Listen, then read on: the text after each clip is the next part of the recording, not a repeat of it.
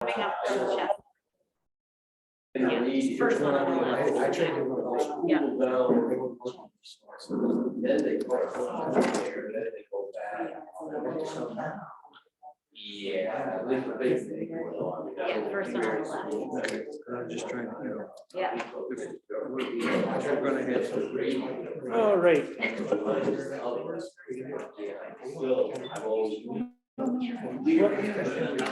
Welcome, everybody. I'd like to call the meeting to order.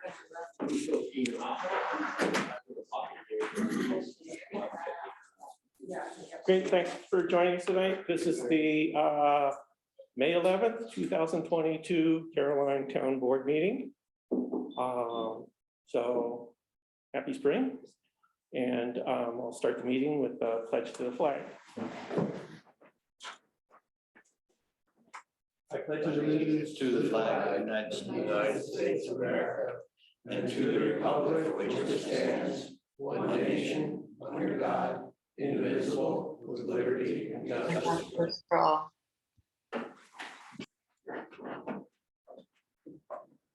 Great. So I'll open the meeting with, I think Pete White has signed up. Am I supposed to stand in a particular place? Yeah, right over there in the regular. Okay. The big X on the floor. Yeah, so I alluded to this at the last meeting, but I'll allude to it again, especially now in light of the money for the consultant having to come up. I believe there's only $4,000 left after you pay the bill tonight, so you guys are gonna have to make a decision real soon. You're gonna keep her on, and you know, then you gotta get the money from someplace, et cetera, et cetera. And as I urged you last week, why don't you just give it up now? I mean, I think the critter's dead. Maybe the vet hasn't come out yet and certified it, but I think the critter's dead. And you give it up now and save some money and save everybody some grief, or you pursue it for another 6 months or so, and then bury the poor critter. Kind of start to stink by then. I would seriously consider, and I'm not just trying to be a smart ass, I would really seriously consider, now I know you're squinting your eyes, that is true. I would seriously consider taking everything into consideration.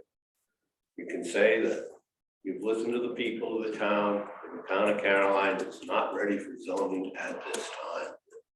That would be a noble and honorable thing to do and save everybody a lot of trouble. I speak to the two folks on Zoom. I'm sorry if I weren't looking at you guys so much, but speaking to the two of you up there too. Thank you. Thank you, Pete.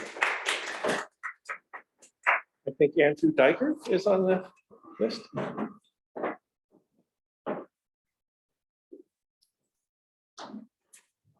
So as our town has been going through this process of examining zoning as a land use tool, I have tried to hold a very firm line with myself toward any sort of public discourse I have had concern with. That line being to remain reasonable, to not hop up and down. Out of respect for due process, respect for the people working on this, and mostly because I feel being reasonable is something that everybody should hold as a goal in general. I feel like I have held that line. I have asked for things like public posting of supporting data that zoning will have some efficiency towards stated goals, and frank, honest public discussion by the town board on the merits or lack thereof of zoning as a policy tool in general. Both seem reasonable to me for a constituent to ask, and were summarily ignored by everyone but Catherine. Anyway, point being, thus far, I feel like I have held the line of being reasonable, logical, and rational, but holding this line for myself comes with the expectation that it should be held by all. And for me, at least, the line of reason was undeniably crossed at the April 26th zoning commission meeting with the rhetoric around mining in the town. Ironically enough, my issue is not even with the subject matter itself, but rather what it shows for the whole process. I agree that large-scale mining should have regulation, and as it is dubbed in the meeting, tiny mines should not. That's the way it is in New York State right now, and should continue to be that way.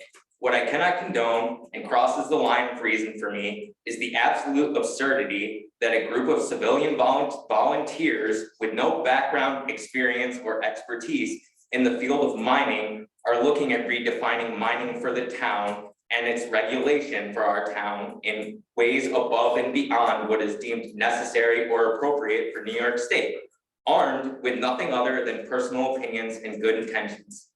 And this seems to be somehow viewed as acceptable. And beyond that is the issue that the whole process is based in the context of blanket restriction, which no matter what the subject at hand is a profoundly flawed and ineffectual way to achieve anything, let alone an issue as complex and nuanced as land regulation or land preservation, where no matter the time and effort you put in, you will never be able to take into account or consider all the variables and circumstances. What you ultimately end up with is a group of people who know nothing about mining, talking about how to structure mining regulation based on nothing but their own opinion, with, of course, the catch-all variance board later to deal with the inevitable discrepancies based on their own opinion. And that is profoundly wrong. At this point, to remain silent would be continuing to participate in an unspoken agreement we are holding with ourselves that the process we're engaged in is still within the bounds of anything that could be determined even remotely reasonable. I won't do it. This is not reasonable. And we are venturing so far past absurdity, it is no longer even humorous. Are we so drunk on our own pedanticism that we can honestly continue to tell ourselves this narrative that we are working toward anything productive? For the love of all that is good, the tiny minds, honestly, what are we doing here? That the counterproductivity and fecklessness of how we are going about this is not abundantly clear to any person possessed of a complete forebrain, and that they would then have recognized this, not feel compelled to rectify this train wreck is inconceivable. I'm going to finish by repeating a prior request for the town board to at the very least start by having an open, honest, objective discourse that is public but contained within itself as a group, meaning not public engagement per se, but at least a public meeting about the efficiency and validity of zoning as a tool in pursuit of stated goals. Following due process, that should have happened before even the formation of the zoning commission. And that can be chalked down to oversight. But at this point, the stock response of we're waiting for the zoning commission to finish its work goes beyond oversight into the realm of abject negligence.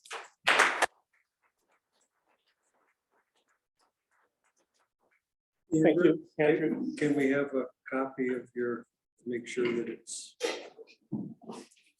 You may have this copy. thank you.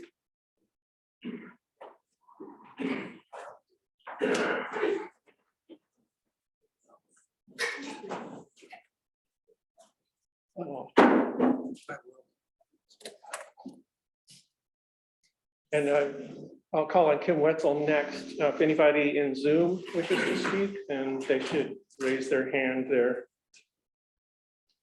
Zoom hand. But go ahead, Kim. Thank you for the opportunity to address the board. Although I get the feeling that looking at the number of board members that are present and those who seek to stay home and not participate in this process, however remotely, it's a shame. It's really a shame. This is a big item for a lot of residents in the town of Caroline. Now, mining permits. You're spending some time on mining and that sort of thing. I am perhaps, and I believe that I am the only resident in the town of Caroline that owns a current mining permit, both federal and state. It's very, very regulated.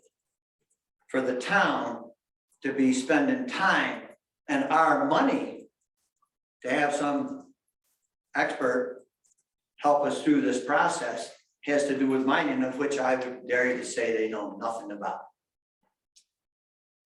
We do have a mine in operation in the town of Caroline, and it's been in operation since the time when many of us were very small children. So that's the mining issue. I think that the town board and certain members of the town board basically are hiding behind this virus thing. I understand You can get inoculated if you're so inclined. I got my final shot today, okay, because I happen to be of an age where I may be susceptible. And so I'm trying to take reasonable precautions.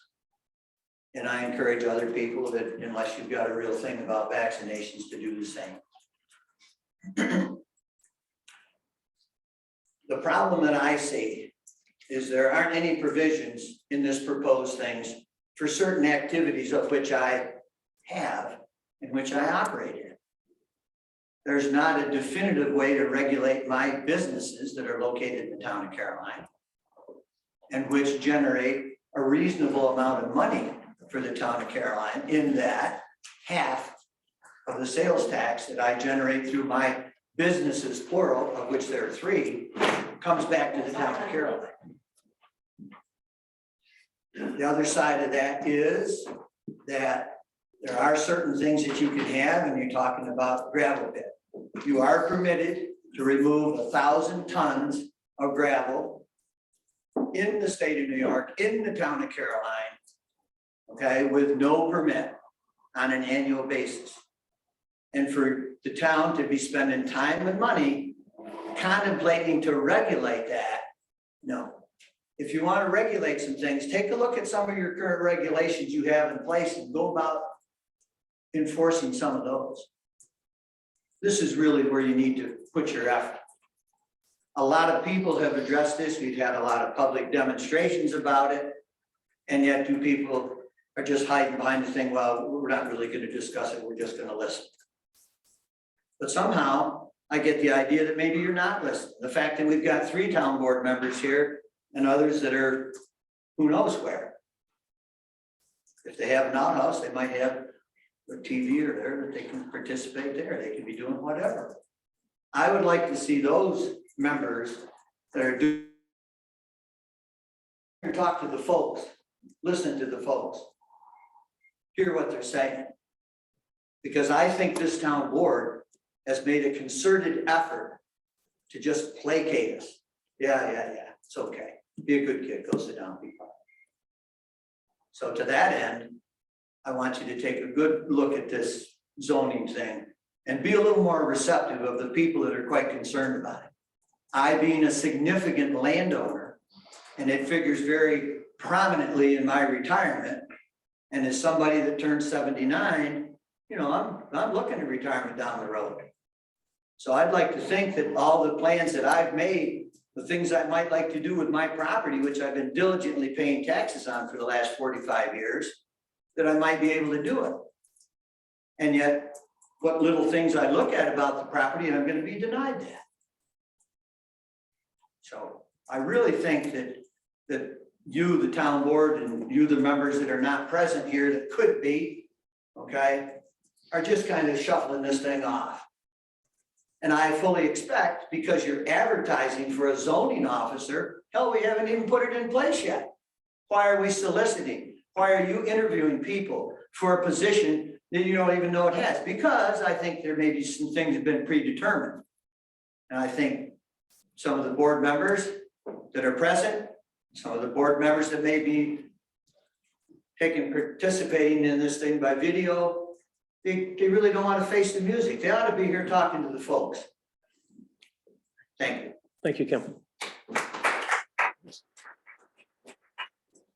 I will offer the clarification. We are looking at for a code officer. We're looking for a code officer under the same title that we've held for the last 3 code officers. And so if anybody's But you interested, no, sorry, I just wanted to respond to that. Yeah. So But you use the term zoning officer. that's Take a that's look. the Take a civil look. service description. It's in there. So but we do not have zoning at this point, but the code officer needs to be able to administer our local laws that pertain to land use and our stormwater law. So those are outside of the New York State Building Code. Thank you. Great, you're welcome. All right, And all previous code officers have the same title, you might want to. they did. I Right. did mean to say that. Yes, thank you for that Mark, patience. Tim, go ahead. could I make a clarification, just an explanation about what appears to be a confusion regarding regulating mining. The zoning commission was approached by the company that is currently running the mine at the end of Brooktondale, which was concerned because in the definitions that are being worked on by the zoning commission in the draft of the zoning law, mining was not there. They requested that mining be included in those definitions for the purposes of potential future use. Those definitions are simply a definition of what mining is.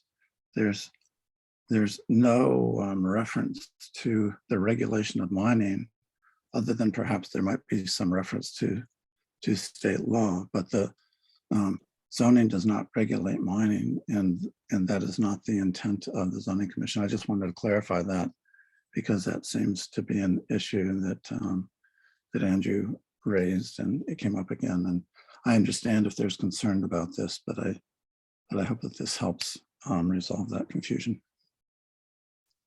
Tim, I would just add to that any concerns about the discussion around mining, that would be feedback for the zoning commission. So they're actively working on that. Nothing's resolved. So that would be appreciated. Where does the camel? Goodbye. I'm leaving. So, I would say, I was at the meeting when the So, zoning commission talked about. point of that, order, and it point of was order, talked Pete, about. point of He's order. lying. Point of order. You're out of order. Thank you. He's lying. He's out of order. That's awful. When- Kim had a question. Yes. When are we gonna seriously take into consideration the nose of the camel under the edge of the tent? This is what I see going on. There's nobody here that's concerned about the nose of the camel being under the tent. Okay, you're Next thing you welcome. know, Mr. Camel's gonna be in the tent. Okay, you're welcome to your Trying to opinion. make you people a little So, bit cognizant okay. of those facts. Can I make just a point of clarification around the point of clarification? Yes. So what I'm hearing, I hear what Tim is saying. However, I also want to just bring it back to what the conversation was. The concern is not about what I'm hearing. I could be wrong. What I'm hearing and what I'm reflecting back is that the concern is about the process of the discussion that ensued with the zoning commission. It was not about the addition of that into the use table. We don't need to discuss it any further, but I think don't think that was what was being stated. That's why I offered that any feedback about the particulars of their discussion would appropriately be sent to the zoning commission and appreciated, I'm sure. So, Thank you, Catherine. okay, great. Does anyone else wish to address the board at this time before I close privilege? Great. Thank you. I will move on to the supervisor's report. Regarding the zoning initiative, the zoning planning expenditures to community planning and environmental associates to date are $30,666.51. The zoning commission has enlisted our planning consultant for more services than originally proposed by the consultant at $34,875. So I recommend that the zoning commission continue to use the services of the consultant on an as-need basis within the 2022 budget for planning, which we did budget for.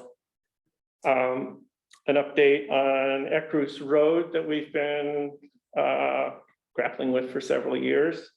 So there's a culvert there that fell apart a few years ago and a replacement was put in. So, and we received a grant to do that project. So we're trying to work out the particulars of the grant to meet the specifications or the requirements of the grant. So Superintendent Spencer and Deputy Superintendent Guggenheim and I met with the DEC and Army Corps of Engineers at Ecruz Road recently to discuss the project. And I think there was general agreement that given the site conditions and the greatly improved capacity of the installed culvert, the modifications to stream bed and bank to stabilize the stream and enhance passage of aquatic organisms through the culvert would be the best use of the WQIP grant money without installation of an additional culvert. So that we're working on moving that forward pronto.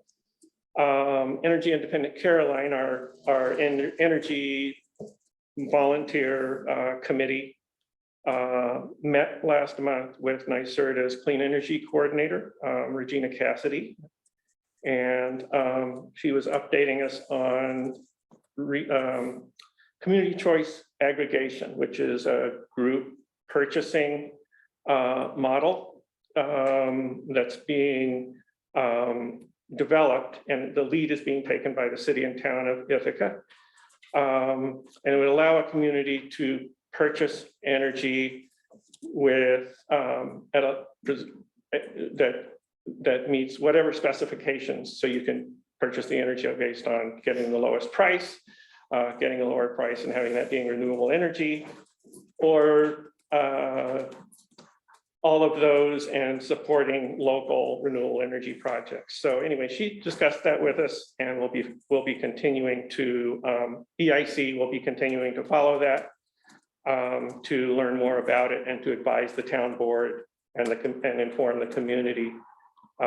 This is an opt-out model, so anyone has the ability to opt out of it and maintain their current energy supplier. This building, the historic town hall, Councilman Snow and I met with Steve Givian to examine conditions here in order to consider measures to mitigate stormwater impacts on the foundation and the siding, and discussed regrading the perimeter and guttering. And so we will be considering a resolution tonight to engage Steve. He has experience with historic structures and is a trained architect. The TCOG Emergency Services Planning Subcommittee that I'm chairing continues to work on addressing personnel and fiscal strains on emergency services. And the state funding model proposed by Mayor Hart of Trumansburg is now being considered at the state level. And we are considering county level rapid response in our discussions, which paramedics would respond to stabilize the situation before an ambulance could arrive. So this has been done in several other counties, and so something to consider. Trail planning. We have long been engaged with consideration of or work towards extending the South Hill Recreation Way Trail. So continuing that work with partner towns and NYSEG on an agreement to extend that trail on the NYSEG property. And on a minor note, Cal took the initiative to submit water tests for the town hall to the Community Science Institute, and those came back the other day and were negative for E. coli and coliform. So that was nice. And I met recently, finally, with the consultants developing the City of Ithaca's drinking water source protection plan. And we discussed potential measures that could be implemented in Caroline to protect the drinking water in Ithaca. All of our water flows that direction and provides drinking water for the city and town of Ithaca. And so that's under development, and we're looking at implementation measures. There was a representative there from the city of Ithaca who spoke of possibility of providing assistance with grant writing and sharing of equipment. So that was pretty cool. So that's my report. Any questions? Great. So with that, I'll town clerk's report. I'll quickly give you the collection report for April. Clerk's office collected 19 dog licenses, 8 building permit application and fees, 2 fishing licenses, 1 impoundment fee, 1 marriage transcript. And the total revenue was $1,087 plus the New York State fees. Check 272 in the amount of $1,011.76 was given to the supervisor on May 3rd. And just to let the board know that I received 4 FOIL requests in the last 30 days, all of which have been completed. Great. Thanks, Jesse. That's it. Thank you, Jesse. Jess, Question? on the building permits, is it easy to have a breakdown if they're just additions or new, whole new residences? I'm gonna be working with Steve to try to get, he's done everything in Danby, so Yeah. nothing's been inputted into the BIS system in the code office, so we're Okay, gonna work on him giving us a report, and then Velvet and I are gonna work on getting that into the software so that we can print a report on that stuff. that'd be cool. in the last Thank 6 you. months. Yeah.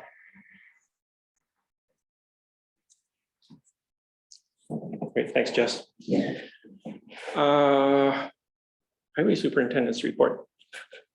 Mine's not too long. You already mentioned Acres Road. We had jump cleanup. This year worked out pretty good. Jump cleanup cost us about $86. That was the cost difference between the garbage and the spread, so we just about broke even. We're lining up some spring work. Next week will be surface treating. And we're also in the process of lining up some emergency work on Buffalo Road. The Buffalo Road project will happen pretty soon again. The stream bank has sloughed off into the creek and is now affecting the road, so that's kind of a big priority at the moment. That was it for my report. But I do have a question, since you brought it up. And it involves the trail, but I'd like to take the opportunity now to ask the board how they see the trail affecting the town of Carolina Highway Department. It's a question I asked shy of 3 years ago, and I haven't got an answer, so if we're back onto the topic of the trail, I guess I'd like to take the opportunity to just ask everybody how they envision that affecting. I don't know the details yet, but we are working with the other towns and there will likely be cooperative arrangements for trail maintenance. So that's my expectation. I haven't discussed anything for commitment of the highway department in Caroline. So But there may be none, right? There what? I mean, it is possible there would be no Correct, involvement correct, at all. exactly. There is on the, about, that was one of the concerns many years ago. And that question was answered about how other trails are taken care of, minimal trails. Bobby, if you wanted to look at that, but again, each trail is different. And so that would be in the future, I would think about, but it would give you some information if you're looking for it. Thank you, Kate. where's that information? I didn't hear where she said. So are you talking about the trails report, Kate? Yes, the questions that were asked the Trails Committee, I believe it was in 2008, was answered in quite a bit of detail. We have a binder in the town hall, and I think it's also posted on the trail page on the town website also.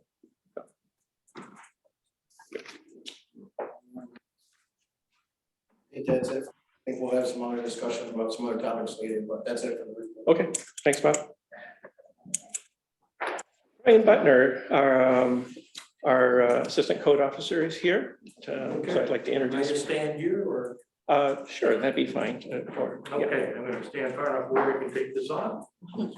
My name is Brian Butler. I'm happy to be here tonight. I apologize for not being here last month's meeting. Here I had a rather flowery introduction. I wasn't able to take part in that. I am an interim or acting code officer for special projects. I don't know if you've heard about that in the past, but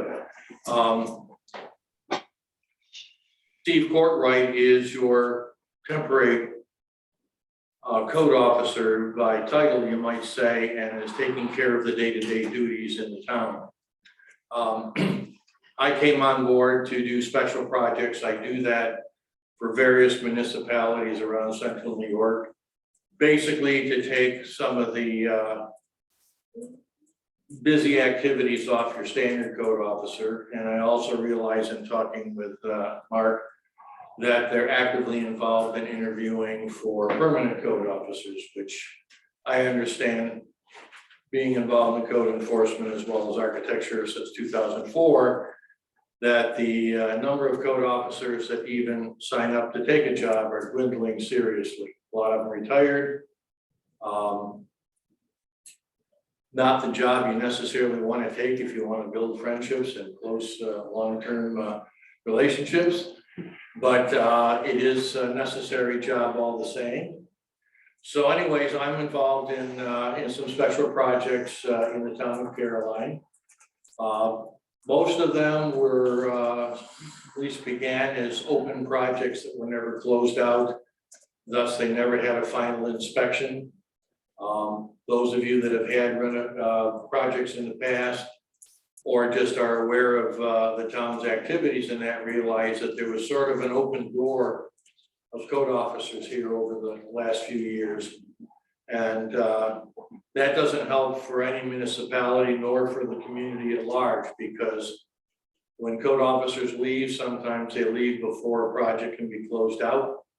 In other cases, maybe there was some ambiguity and a project was just coming online when they left.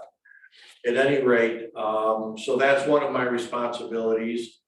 And the other have been more complicated projects where there has been some, we'll call it unlawful construction during the moratorium, which have to be addressed in a singular fashion because, and I'm not speaking yay or nay against your slow pursuit toward zoning or anything else, but really it is very common that a community, when they're seeking something of that nature, will put a moratorium on construction until they can sort out where they really expect and need to go.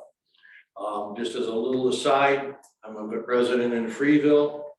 When I first moved into the village back in 1980, I realized there was a 6.5-year long moratorium on any construction in the village. Had nothing whatsoever to do with zoning. Had to do with the fact that every residence in Freeville was on its own private septic system, and it had so saturated the ground that it was leaching into Fall Creek. And therefore, no more construction by the health department was permitted until the village voted on, which was a bitter pill, they voted on putting sewers in throughout the village. And after that, over a period of time, it cleared up, and then the moratorium was lifted. Having talked with some of the residents of Caroline and that, I wanted to clear up that misconception that having a moratorium on construction is not merely a tool for impending zoning. It basically can have any number of factors leading up to why a community feels the need to put a moratorium on construction. So at any rate, I'm not going to go into specific projects today, but I want to let you know that these special projects are moving along sometimes on a little slower pace than you would see a standard project, like a house getting an application for a building permit and then going forward from there. These are problem projects for various reasons. I'm doing my best to contact the owners of these projects, and I have committed to working with them the best I can, as long as they're willing to work with me. I'm not the kind that comes in with a heavy hand, unless they show a heavy hand toward me, and then I have the basically the strength of the law on my side. And that has to be empowered at that point, because the law is for everybody to be equally enforced under. Any questions that you have before I sit down? I know this is my first time when people don't usually ask for questions of the community, but Thank you, Brian. I got a question. I mean, that was a very good presentation you made, Brian, but and I think we all know which this troublesome project you're referring to, there's the perception that you were brought in by the town board. People use the term headhunter, I don't know if I would use that. Brought in more as kind of a hatchet man because the previous code officers didn't wanna do what the supervisor was asking them to do. I'm just wondering if you would address that, please. Other than the fact that these previous projects are left open, or in one case were prematurely closed out, I have very little involvement with Mr. Whitmer, and to be honest with you, when I took this position, I did not expect it to be a long-term position. Whatever it took to finish my responsibilities up, what I felt it necessary to have the authority, if you want to say, to do the job that I'm hired to do. And I don't necessarily look forward to working on anybody's wish list that comes from the board or the supervisor or the mayor or whatever else. The law is the law. Interestingly enough, it's a little unique here because even though most of the communities that I've worked for in the past do already have zoning in place, what will often happen in smaller municipalities, and I would say this will be no exception, that when they hire a code enforcement office that has been certified by the state of New York, they will also ask that individual to enforce the local zoning regulation, whatever it may be. Now, you've already got land use regulations, you've got subdivision regulation, right now you've got the moratorium, they're all land use regulations. They just don't have the term zoning put before. And those will be enforced. The projects that are under my responsibility, those additional regulations will be enforced by me. But no, I don't have any specific mission or agenda on what I'm to do, other than to make sure that I will try to work with the people that I can. But if they ghost me, or if they run to their attorneys and say, we don't want to work with you, then I wait for a short period of time to find out what their attorneys have to say and work with them. I will say, in all honesty, over the years that I've been involved, is that there are relatively few attorneys that will come back to me and they will mount a serious defense on behalf of their clients against the New York State Code and the state of New York, or other specific land use regulations that are pretty much cast in stone and are clear. Now, once in a while, there are land use regulations that are vague. And that's where the attorneys make their money. Unfortunately, neither the town nor the clients usually win in that case, just the attorneys do. But, you know, I'm waiting back for a couple of calls now from attorneys relative to some projects in the town of Caroline. And when I pick up the phone, I'm going to listen to their pitch with honesty and try and look at their point of view as well as what my point of view was cast initially, either to the client, or in some cases, I've already written letters directly to the attorneys. And also have had the blessing of Mr. Crow, that he realizes that what I'm doing is in keeping with my responsibility as and there's a term that you may or may not have ever heard, but it will become something that's pretty regular to you, I hope. It's called the authority having jurisdiction. That's not my title, it'd be too long to fit on a card anyways. But what it is that the state of New York, because this is a home rule state, will convey the New York State Building Code. And they will ask municipalities, be it a county, a town, or even a village in New York State, that's the smallest entity that can incorporate in this. They will ask them, do you want to be the authority having jurisdiction to enforce this code that we mandate? If not, we jump up to the next highest level and then the next highest level. The enforcement will always be there, but you won't necessarily, when I say you, it's a collective thing. But the local municipality won't necessarily be able to go down on a Tuesday and talk to the local building code officer if the state has had to adapt to the enforcement by themselves. They may only be once a month, somebody coming through here for 4 hours. So the fact that most municipalities are willing to put on their books even a part-time code officer that may not be here any more than 4 to 6 hours a week. That level of enforcement is much more responsive to the community than having somebody from Albany come down here and say, yeah, you can do that, or no, it's not the way the law reads. Great, thank you, Brian. Actually, Yeah. Quick follow-up there. I want to, we need to move on here. So, So follow-up. no, thanks. Thanks so much, Brian. Can I ask one question? What is customary enforcement on violations of building code? Is it fines? Is it? There can be fines. Now, the one thing that's important is the fact that when you have a building code and an individual chooses to appeal that, unlike in zoning, which is truly a local law, that the appeal has to go before the state of New York. And is very seldom overturned, but it goes, usually in this area, it goes to Syracuse. And if it can't be resolved there, it goes to Albany. It's a state law, and a local municipality does not have the authority to counteract state law. A good call. Yep. Thanks. Great, thank you, Brian. Yep. Just a quick question, what, who deems the project to be a special project?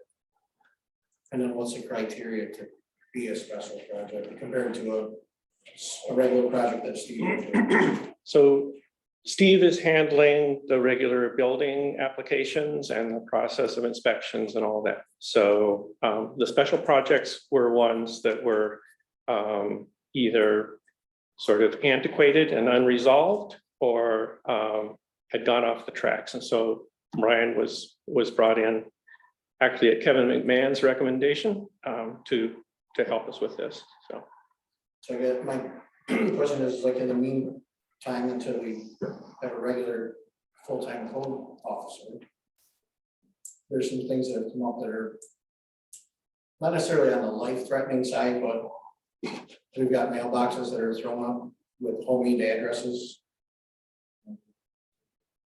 The concern there is through fire EMS. If that address doesn't exist, nobody knows where they're going. So is that considered a special project, or?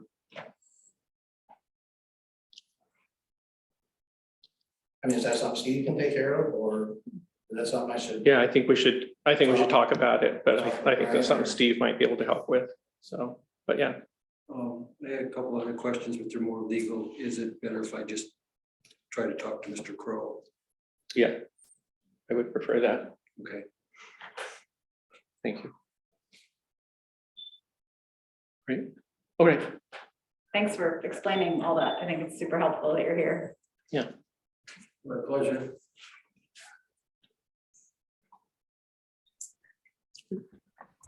Thank you, Brian. Thanks, Brian.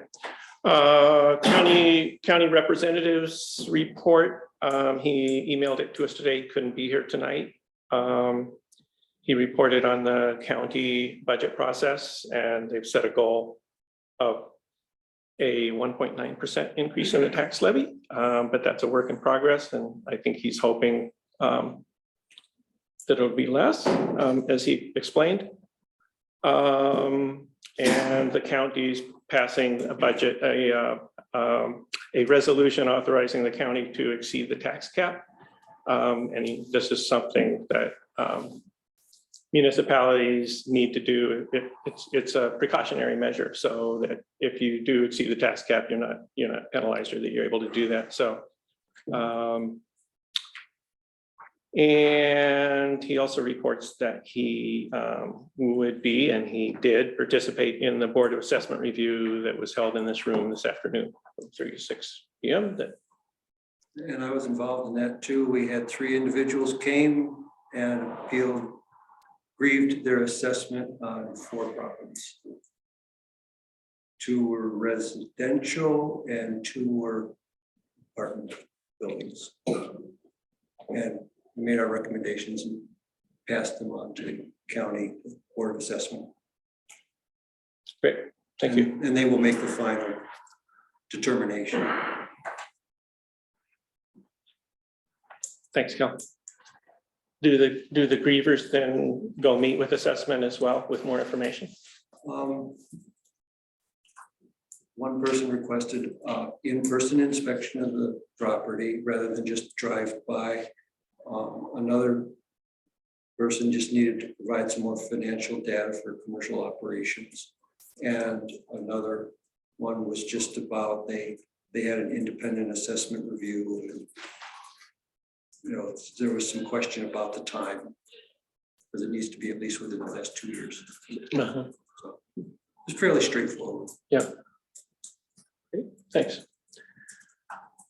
All right. So that was a brief summary of Dan's report. So move on to the age-friendly communities report that I believe Will is going to give us.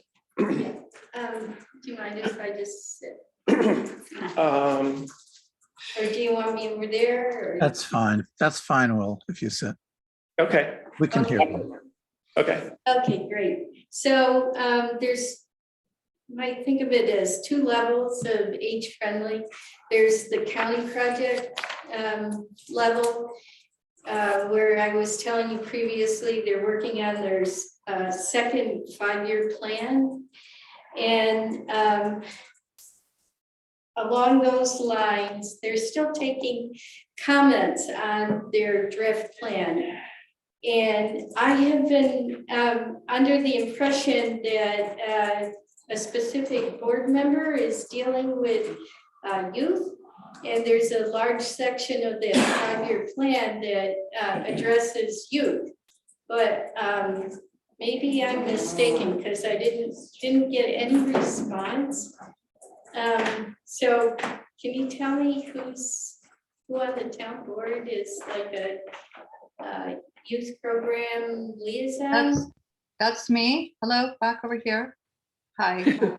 Yeah, Hi. Oh, I did go to one meeting. I'm sorry I didn't respond to your email immediately. There's. okay, you got the email, and I did. Can you respond sometime soon? I will respond tonight. How about that?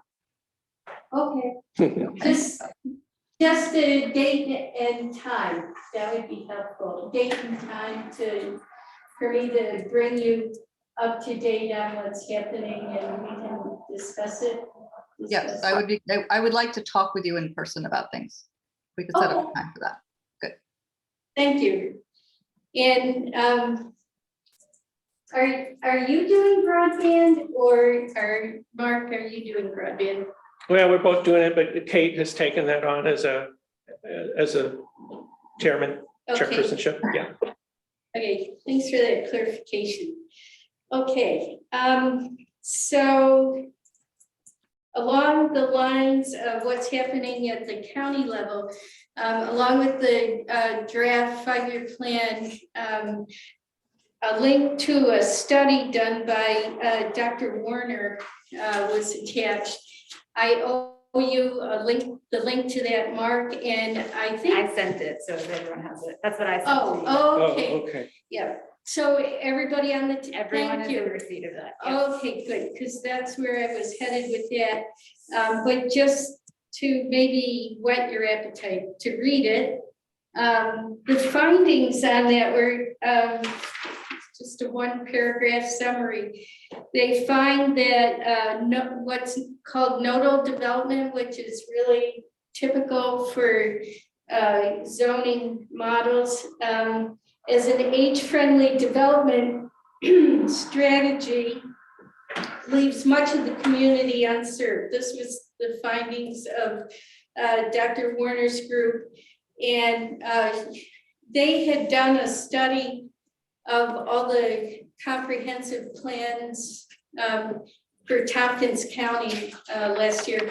So they're very familiar with Tompkins County, and they also did a study on the interaction of social agencies in Tompkins County and responding during COVID to getting food out to people who needed food deliveries.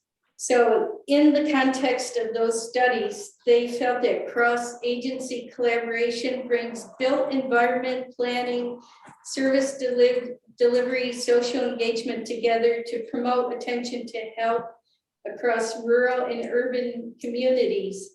We find giving attention to service provision and civic engagement is as important as built environment in building a healthy place, especially in rural communities.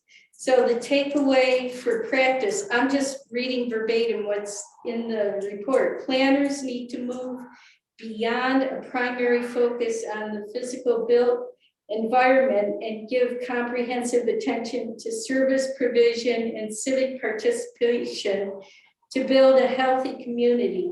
Strategies include encouraging different community stakeholders to participate in the planning process, improving delivery services for the rural community, and promoting cross-agency collaboration. And, you know, I realize that that's directly touches the hot button issue right now, but I think it makes it all the more important for town board members to at least give it a look over if you could. They do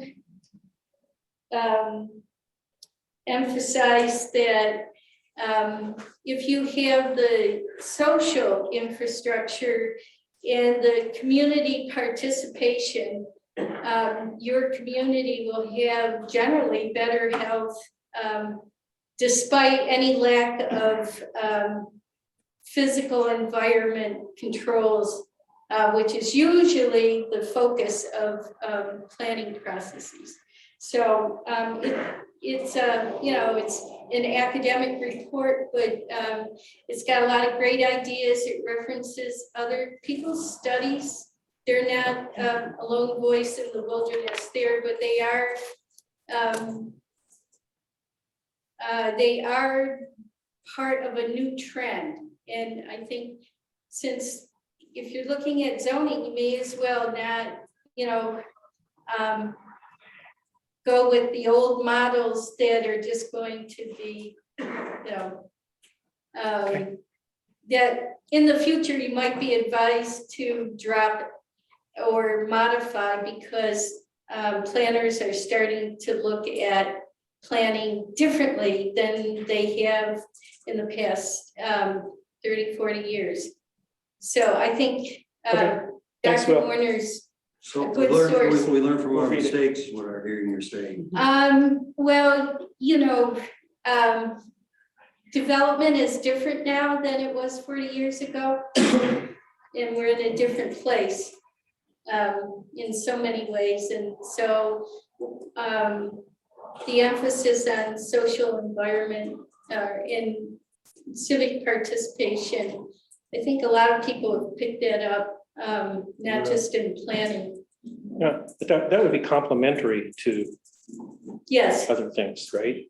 yeah, that would be the idea. And Yeah. the thought behind it is here we are in rural communities where things get done because of volunteers and people who don't get paid the big bucks, but are doing the same heavy load to make your town run. And if you are so dependent on volunteers, you want to, you know, have a good community identity so that you have a good level of participation for volunteers, which, as That's the you way to know, build participation, right? yes, Yeah. that's the idea. And especially with all the EMS and emergency preparedness, that really brings it to the fore. So they're also working youth into that. So, Good. yeah, thinking that a more involved youth in your community will lead to more people sticking around. That would be nice for the rest of us who are too old to be young anymore. They'll be here when we're not here. One would hope, yeah. Okay, and then on the community level, we're at square one, and we're basically two in number with lots of contacts and that would be Beth and myself. And we were both involved, heavily involved with the county efforts still on. But we want to do the age-friendly with our own projects for the local level. So we're going to start out marketing the concept at the farmers market, at the Brookendale Farmers Market, as a way to just start publicizing that, hey, there's this way of looking at your community. And you know, hop on board with us. In the meantime, I think the county is going to address the Council of Governments, if they haven't already, about the county plan. It's Okay. a plan. Yep. Great, thank you, Yeah. Will. Oh, and if anyone would like a copy of the draft plan, I can forward that too, and I promise this time it won't take 2 months to do that. Happy to have it. Yeah, might as well, Okay, well, forward it. Yeah, thank you. that's it. Thank you. Thank you. Thanks, Will. Yep. Any other questions for Will? All right, thank you very much. Any updates from liaisons or for committees?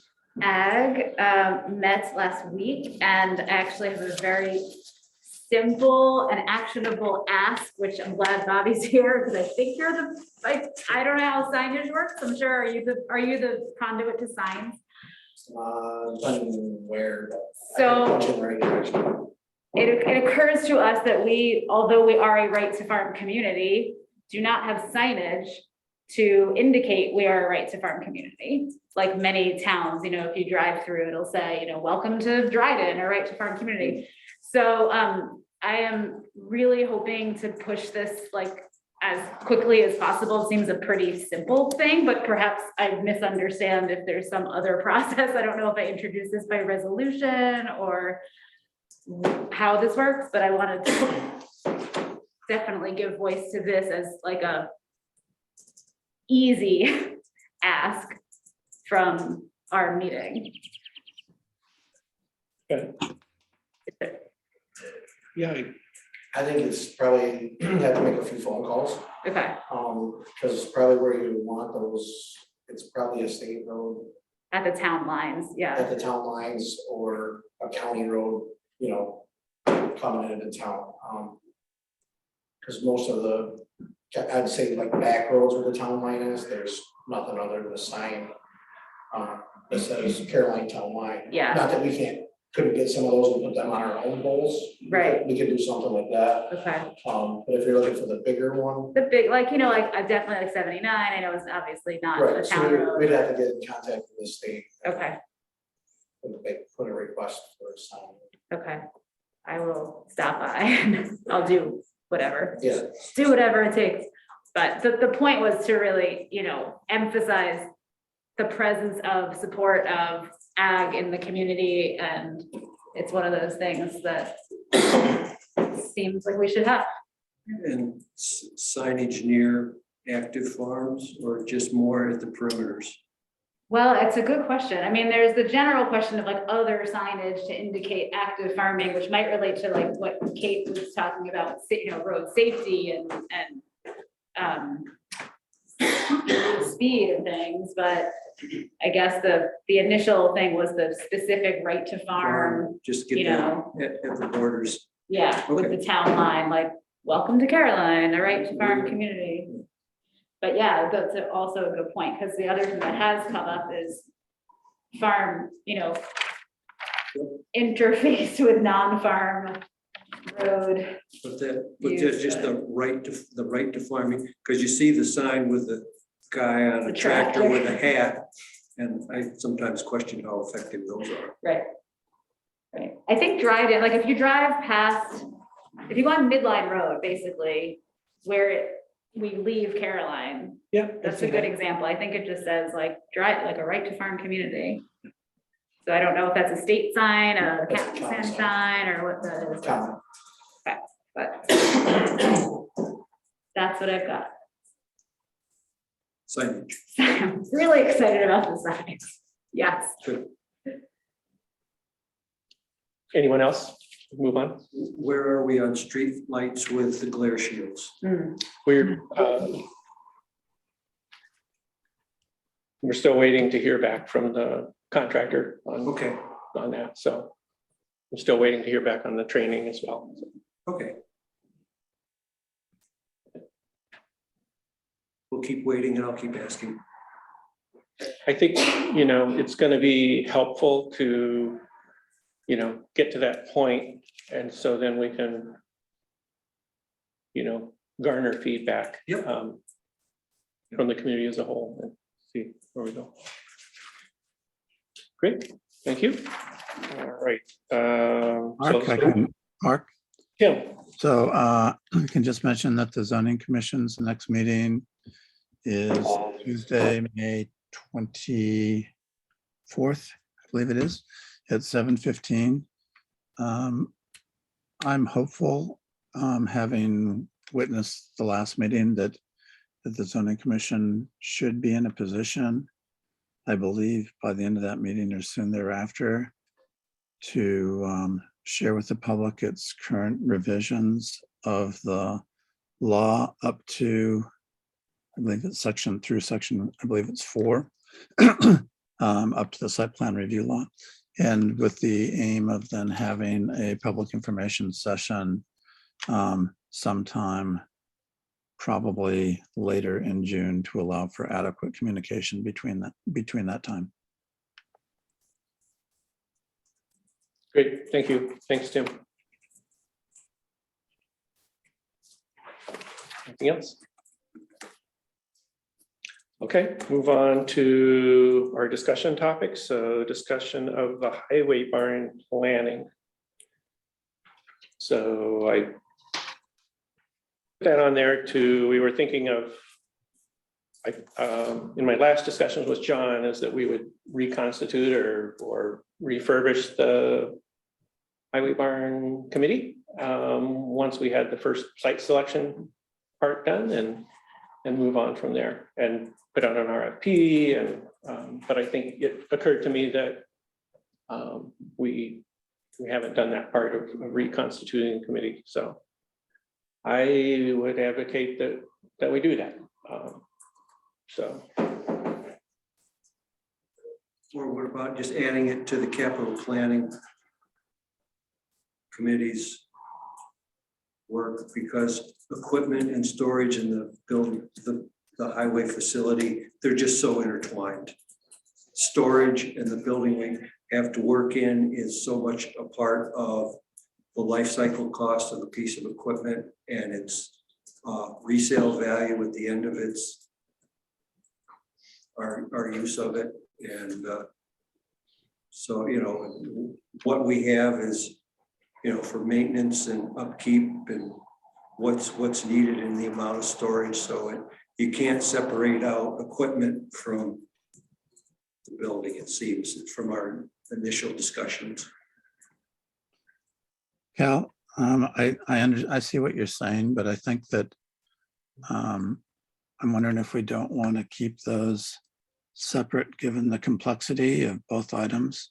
I mean, I'm concerned that to move forward with the highway barn is really going to require laser focus on that particular issue and all of the complexities, and taking into consideration what items would be stored in it is a separate issue than building inventories and planning to buy new equipment. So they're parallel, but I would recommend that we keep them separate. I'd also thought, Mark, that we had decided that it might be helpful for the entire board to stay involved in the development of the highway barn from this time on, instead of farming it out piecemeal, but I don't know what everybody thinks about that. Can someone help me understand what the highway committee did? What did the highway committee do? That was John's committee, John Frasia's committee, and so they, you know,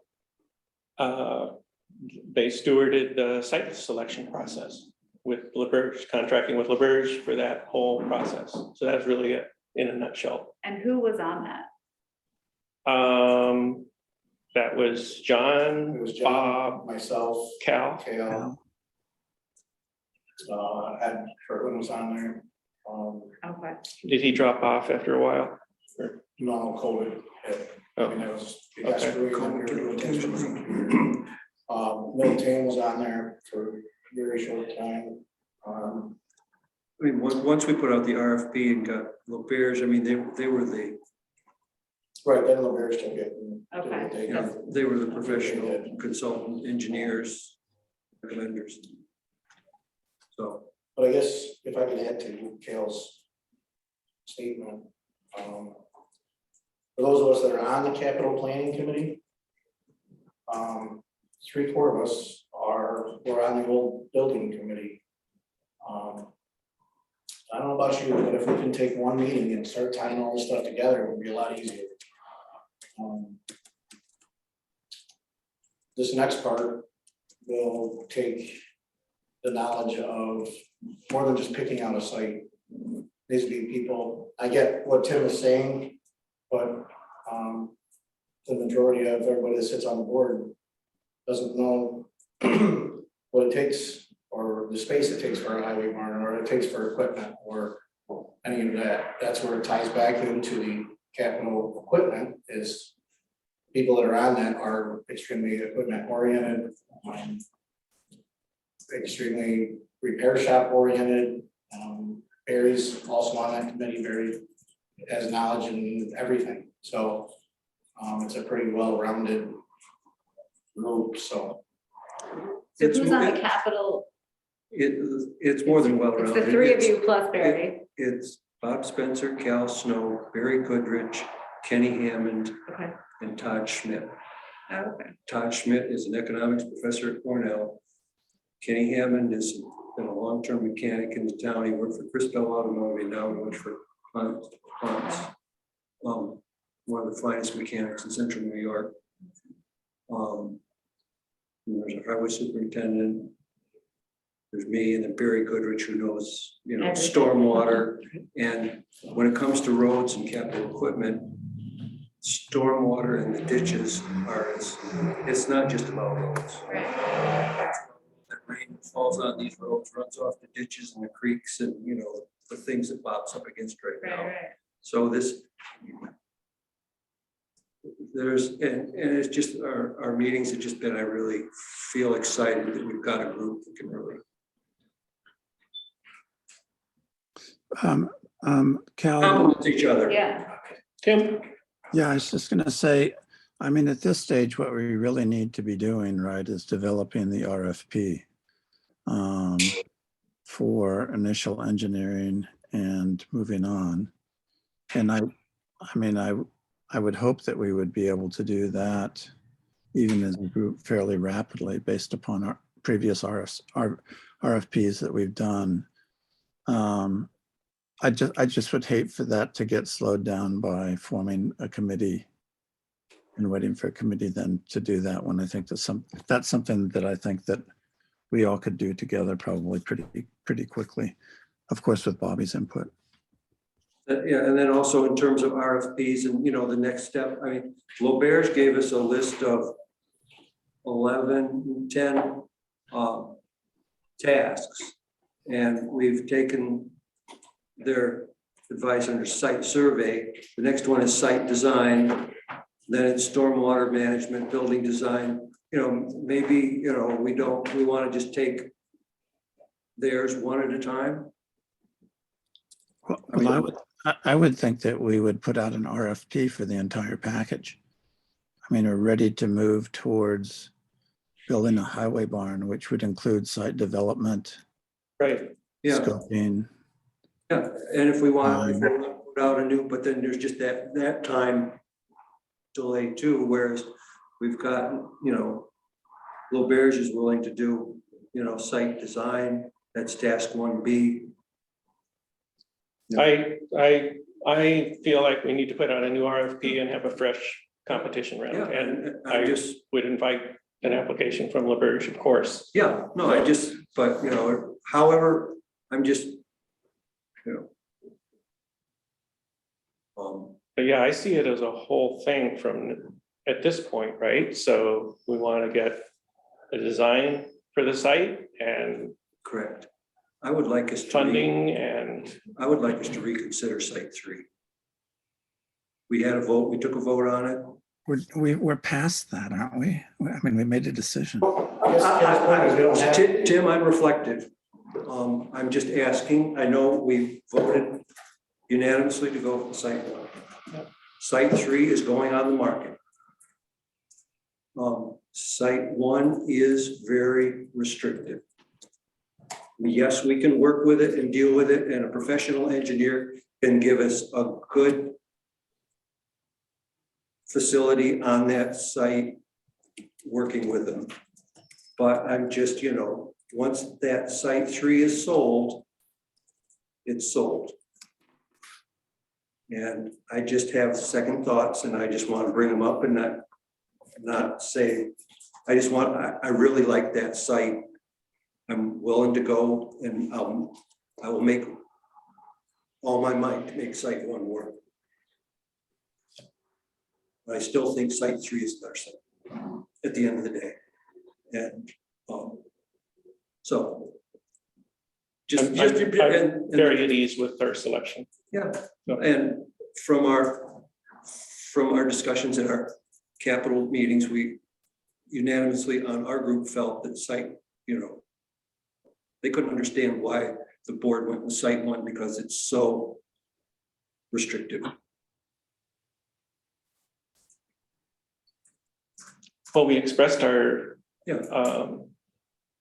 our philosophy and our rationale when we made that decision. Yeah. And I think we all felt like rehabilitating the current site was in line with Yeah. with our commitment and our vision, and I think that could be a really wonderful thing.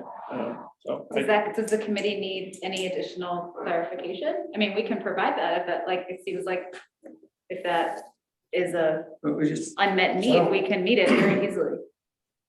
I don't know that the committee needs clarification, Okay, so to say, but everybody that was on the, we'll call it the building committee at first, expressed their feelings of where they felt the site was best, Mhm. and it was set as site 3. Site 3 from the beginning, the birds came in, they said, site 3 is the best site.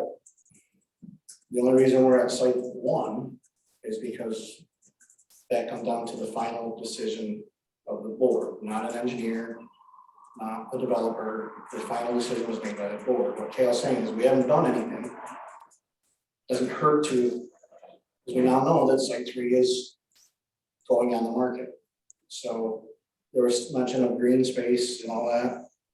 Chances are if site 3 gets sold, it's gonna be nothing but houses from Valley Road to Burnsville. So the green space is gone. But I think what Cal is simply asking is just to revisit it. I heard that. We're not out anything. Yeah. So, yeah, we're just going to the next, we'll be going to the next phase, and we just want to be really sure of our site, and site 3 is, like I say, because once it's built, we're stuck with it for 50 years. So, and you know, we were kicking around just, well, where's the town gonna be in 30, 40 years? Are we gonna, is that space just gonna close us in, you know, restrict us in? We were trying to think, you know, well, you know, here's what we need now, and, you know, what are we gonna need going forward? And we just felt that the physical limitations of the site were. Well, the LaBerge report gave us an analysis for each of the 3 sites and showed how it could be done at each site. Yeah. Some sites had a lot more area than other sites, admittedly. But you know, we felt like Yeah, and I'm not trying to reusing the current site. Yeah, I'm not trying to blindside anybody. Please forgive me if I am. no, just. I just, you know, it was just Okay, You well, know, I just asking for a reconsideration, Confirming. Okay. but so, so bringing this back, that's actually not where I thought this discussion was gonna go.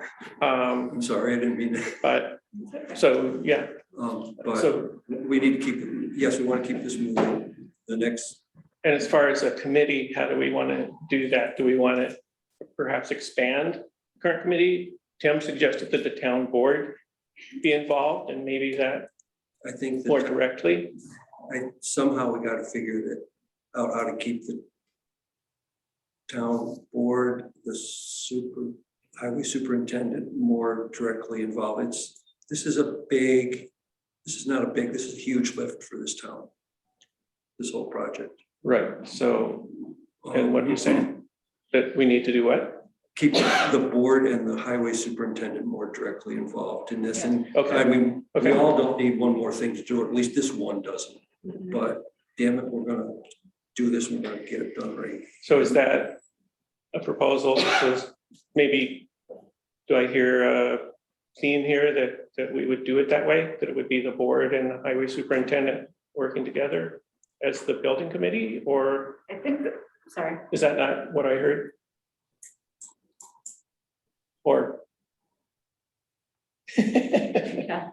I don't know. I don't know, for me, I don't know if it needs to be a board project.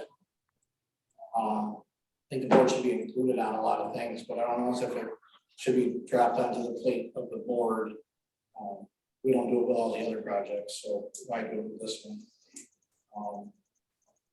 Pete, what are you up to? I mean, the zoning commission has a zoning liaison. Right. So, It's not- So- it's not On buildings. board, so- So Cal is Yeah. the liaison, then you're the liaison to this. What, I mean, it sounds from, maybe it sounds like there's a small group of people who are involved in both the capital planning and the highway barn. And that is the same, not identical, but the core group of those people are the same people. Is that right? So I hear that there was like a proposal for why would we keep those things separate? Let's have that. Even speaking to what we were just hearing from, about community and engagement, like we have volunteers, I think we need to be mindful of like people power and, to have two committees doing similar parallel things with the same people doesn't seem to make sense to me, but maybe I'm misunderstanding if that's what we're talking about here. that seems to be one proposal. Yeah, So I would like to, engage more people, I think. if we can engage them, I mean, I find this stuff absolutely fascinating, Mhm. and not everybody does. What? I think there are people who, I think Yeah, we just gotta, would be because interested. our experience in the past has been somebody come, once or twice, and then, or just everybody's scheduling, Well, that's a filtering process. yeah, So we're wanting more people in terms of experience or numbers or like interest, taking interest. in order to do what? What, developing this, working with a professional engineer that and the capital committee that here's what we need for a physical structure that is productive and efficient and cost effective. Okay. I mean, but in regard to Catherine's inquiry, it is making me think, so we are going to engage a professional engineering firm Correct. of some manner. Yeah. And they are going to, they're going to know a lot and they're going Yes. to lead this The thought place. was in the end, it all involves capital planning. One is just a piece of equipment, one's a building, but it all falls under the capital planning because one affects the other.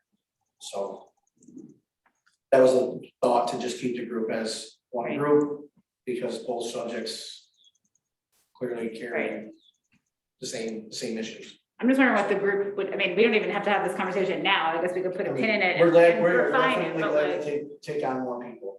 yeah, We're not saying we don't want any more people. Yeah, yeah, We're yeah. glad to take more people. Or maybe there's two subcommittees within, we all try to meet at one, I mean, maybe this needs to be kind of an organic process, go on. We're one committee, but we got two subcommittees, and that way we all meet together and then here. I mean, right now, we're kind of broke down into financials, maintenance, repairs, There could just be overlap between the Yeah. committees. That- great. maybe something like that, When's your next meeting? next Thursday. So maybe at that meeting, can we have, I don't know what's on your agenda, I don't want to dictate your agenda, but like, it seems like maybe at We'll that make it up meeting. Thursday morning. Okay, perfect. It sounds So, like, it sounds like we'll be talking to you on Thursday. well, I mean, So on this- Thursday, like, would that be a good topic of discussion at that meeting to see like, how do we envision them? The main topic of discussion this Thursday is what is the equipment needs of the highway department to do their job and to do it So productively that's- and efficiently. The capital That's plan the committee. Yeah, and- that's. Cal, what I time, And also what we have now and what we need, Okay, and what we have that we maybe don't need. okay. So it's not about the building per se. Oh. But Right. that's the agenda for the next meeting, and we're. So, Kim, did you have something else? yeah, Cal, what time did you say that meeting was? 10 o'clock, right here, At what Thursday. time? 7 PM. Oh, 7 PM. I mean, I think, I mean, I'm really glad that this capital equipment committee is moving and is getting really focused on this because we really need this.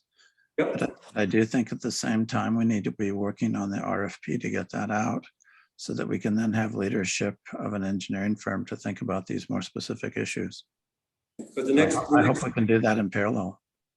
the next phase is site design. Well, we need to have an RFP to put out a call for an engineering firm to take on the entire project. I mean, I Right. understand that LaBerge has delineated certain things, and they're more than welcome to apply for, but we really need, if we're doing a big project like this, we need a new serious bidding process. I mean, Right. Do you it requires it. you agree Tim, with does that, Cal? have to be from a committee or can that like, to be honest, I'm not familiar with the process, like for the RFP, is that something that the board, we could just like hammer out or does that Yes. have? Okay, Yeah, so can we just do that and not have to Yeah. worry about it on the Yeah. committee? That's what I would recommend. yeah, 'cause I think that's fine too. L'Auberge had bid 12 to 16,000 for site design. That, they had, that would, if they were just given the whole project, that was their breakdown of the next phase. Right, but I'm thinking of this term in terms of the next phases, the Yep. completion. Yep. Is that okay with you? Yep, Okay, it's just, So we're gonna do it, when we do this, is this gonna be the last RFQ? yeah, that's what I just So that we're not doing this? explained. I Yeah, mean, there's gonna be more than one phase from here on out, so right. there may be 3 more phases. Are we gonna stop at the end of every phase and then have to go pick out another engineer and pick out another No. one, and pick out another one? Or can we finally just pick one out like we intended to do before? Because that was the intention before. That's what I just explained, yes. well, No, I think you're missing what I'm saying. The intention before was when we did this with the birds was, we went through how many other architects did we go through? We went through months, we went through a whole handful of them that turned them in, and we picked these guys because we liked every process that they had. But for some reason now, gotta send it all out again, so. I guess my request is, can this be from right now to completion as an RFQ? So that we aren't stopping again 4 times. Yes, well, unless we just get a firm that just know they aren't working, then Right, none of that's us are, understandable. none of us are gonna be, I don't know, we wanna say, I mean, there's site design, and then there's also just, as I remember, one big part of the discussion was acquiring funding, right, grants, and, that's right. a firm that has or maybe we just get I mean, this is a process, it's a long process, a big project, and like, I think we're just gonna do the best that everyone can at each stage, and hopefully it's like as quick and efficient as possible, but that, Yeah. We'll see, right? Yeah. Yeah, I just want We are behind you to have like stop. a really awesome building. So, I can say that. anyway, we'll get, Okay, so, you know, any highway barns? so we'll move forward. No, Do you want to be on our committee? they wanted to have two on in Rock.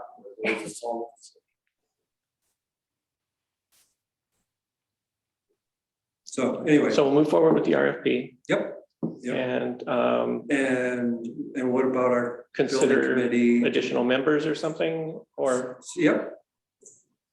We'll try to knock our heads together and people that would be interested in. okay, Anybody that wants to be on it can contact Kayla or myself. And yeah, Okay. we can set it up. that sounds good. Great. And you know, Okay. maybe the COVID thing winding down will help, you know, because a lot of people are kind of just holed up. I don't know, They'd love to work on a, yeah, but I Building think committee. keeping it kind of one committee and then two subcommittees within the, Should we do a town announcement well, to solicit Yeah. people? that would help, I think. do you want to? I Don't mean, ask, just don't it answer would be me. great to have to turn somebody away. I mean, if we get that many people, but Right.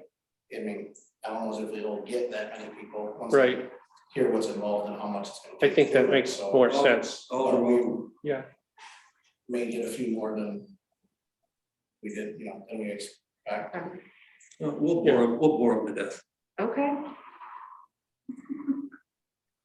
well, All are welcome. like I said, before they can Well, yeah, exactly. fritter away if they want. so Yeah, they if- can Drop off. Show up and with a desire to help, and if it doesn't work. Great. People don't have to commit themselves forever, they can come, Okay, anyway. So, anything else for this discussion? Should we move on? yeah, where are we at with Kale's request? Kind of got stopped. Oh, for the reevaluating the site? I expressed my opinion. I'm one person on the board, so.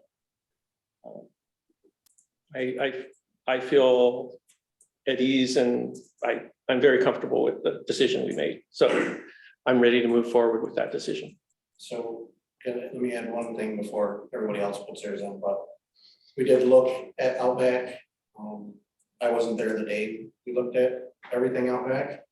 So I think there may be some confusion on where actual property lines are. So just because there's something setting there doesn't mean that it's ours. It's tighter than you think up there. And in comparison to planning a building there, so. I would offer that if anybody wants to walk around with myself, I can show you where exactly those property lines are and clear that up. But as it stands right now, I think there's a lot of confusion that there's more room up there than there really is. So a site survey would be important, would be like a first. Sure, I'm happy to walk. There needs to be more than a walk, it needs to be, we need to know where the property boundaries are. Well, Bob said he would show me those. Yeah, well, if he's reasonable, if he's pretty sure where they. Hey, next door knows exactly where they are. So, Okay, Were they inaccurate on the engineering report? I didn't hear that. Were the property lines inaccurate on the engineering report? Or were they accurate in the engineering report? You walk exactly to the end of the property? I thought I there was. don't know if you walked, I wasn't there, so I have no clue where anybody walked or where anybody didn't walk. But what I'm saying is it looks like there's more room than there is, and I can show you the property. Physically show, on a Zoom meeting, physically show you where the property is. That's fine. I'd be happy to walk it. Kate? Are you okay with that? Yeah, I'm fine. I want to go get the report and take a look at it because I thought the property lines were described and, you know, in the maps and things that we looked at. So, but I'd be glad to walk it and look at it. So Sure, I'm to get over there.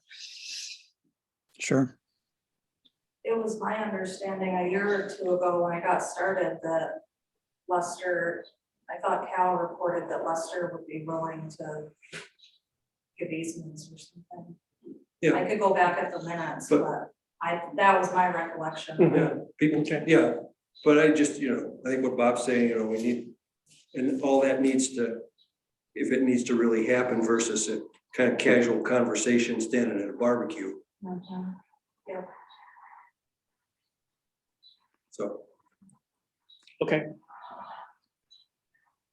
And, you know, I mean, I kind of feel, you know, because that's what it was a kind of casual conversation at a barbecue, and I don't want to lead somebody on, oh, we want to buy land from you, or If we're discussing buying land, we do need to, that's a real estate issue, so we probably need to do that in executive session, right? Yeah. Isn't that my understanding? We're not at that point. We Yeah, can even, we're just we have to speculating. reconsider looking at site 3, so. Yeah. It's first things first, let me say, to be able to look at it or reconsider it. Or the, you know, what I'm hearing for land values, the purchase price of site 3 might be so high that it's out of,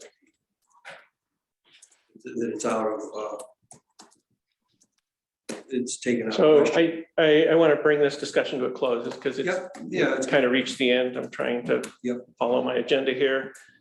yeah, So we need to, we'll visit the site with Bob, any board member that wants to. And Yep. go from there. Go At this from there. point, we've made a decision to revisit the site and To get sit. RFPs out. revisit the site, yeah. But yeah. Well, we're not going to be able to send an RFP out if But we we haven't decided on the site. Right, Correct. Like, So we have decided on the site. Yeah. And if for some reason in the next week, there would be an informal agreement to change the site, then we would have to wait till the next board meeting to make that decision formal before we do an RFP. okay, Correct. good. I agree with that. Yeah. So, Which is just delaying this whole process. I mean, we can vote on this now and be done. I don't. It's been 5 years, what's another month? Okay, all right. Well, I mean, we're ready to move quickly now, so I just wanted to be understood that if we have to wait till next week, that's your recommendation, Cal, because we don't want to leave anyone with the impression that we're slowing this down purposely. okay. Yeah.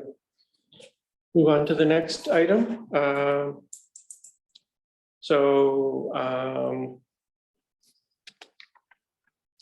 For a resolution to contract with Steve Gibeon to develop recommendations for management of roof runoff from the historic town hall.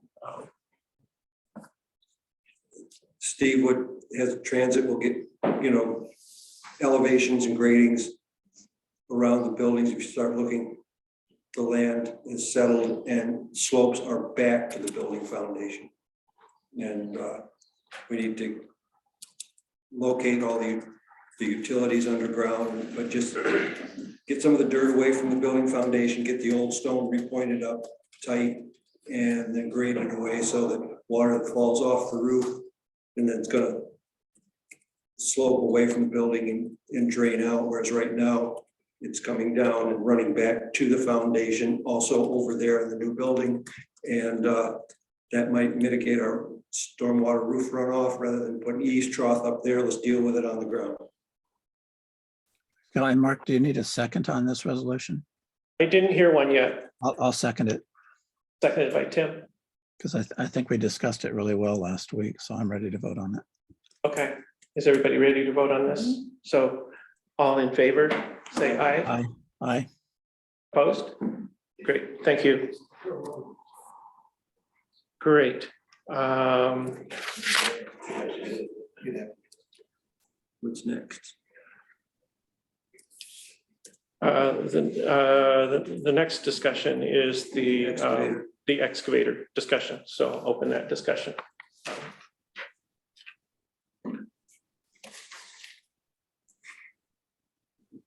So there were several issues, Just the amount of work that. use of Looking forward. ARPA funds, fund or- balance. Or just, you know, maybe even just the essentialness of this piece of equipment. There's a lot of work going forward that's gonna need to be done, that it's very much the tool for the job.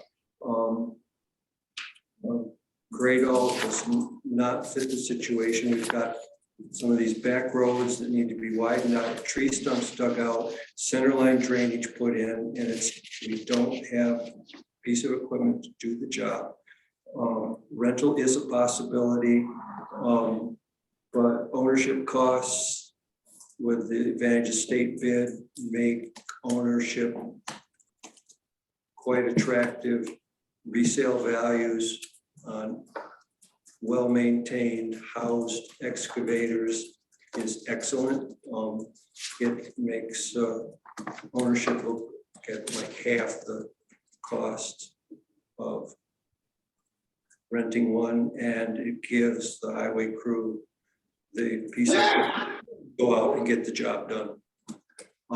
You know, we've got issues going forward with Downey Road, parts of Level Green Road, Speed Hill Road. You know, these are going to become issues for the town with its seasonal roads and minimum maintenance roads over the next 10 years. And they've got to be, you know, and the work that is going to be required on these demands a piece of equipment like this. An excavator is, after a snowplow truck, is the most frequently owned piece of equipment in townships in Tompkins County.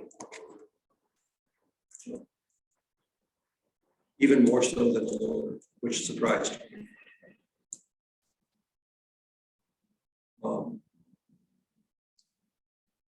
So I guess I would advocate for working, you know, it out somehow and for the town. And we talked quite a bit about it. We don't have a formal report from our capital planning committee. But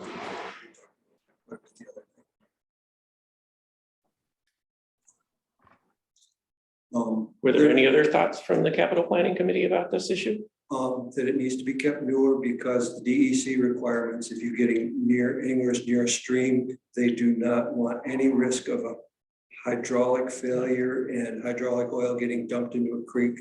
And you've got to keep a newer machine that's in tip-top shape, or they don't want you anywheres near that creek, or even creeks are becoming, ditches are becoming creeks. They see a 4-year-old machine, they will say, no, you've got to have it. Okay. So. Did I miss anything? No, I think you covered it pretty good to, just on your last remark of DC and the creek. It kind of plays into the rental end. A lot of what you're gonna those get are more than 3 to 5 years old in the rental fleets. So anything that we would rent, chances are we are not going to be allowed to be in the creek with it to do some stream work.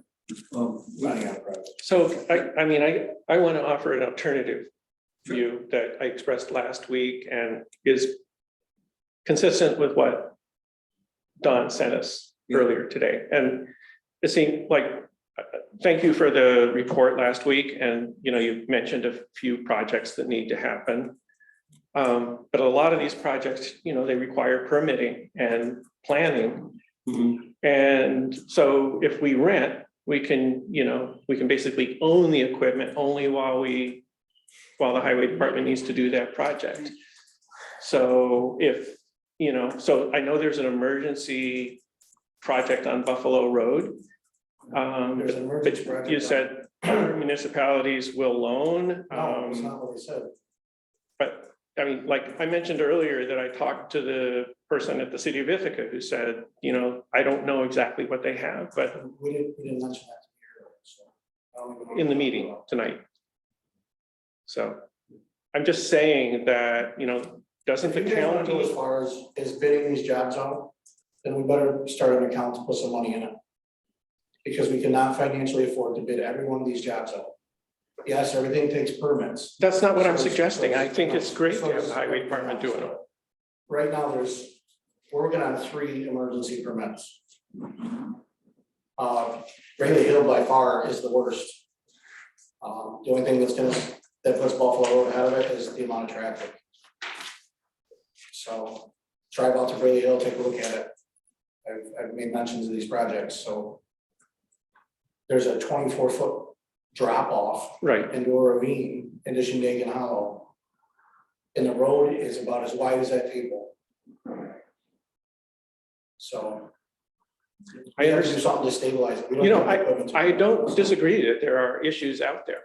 I'm just saying that renting gives you the flexibility Yeah. to have the equipment when you need it Yeah. and not have to mess with it at other times at a fraction of the cost. I don't know, you can get what you need when you need it, that's the problem. Well, that's a planning issue.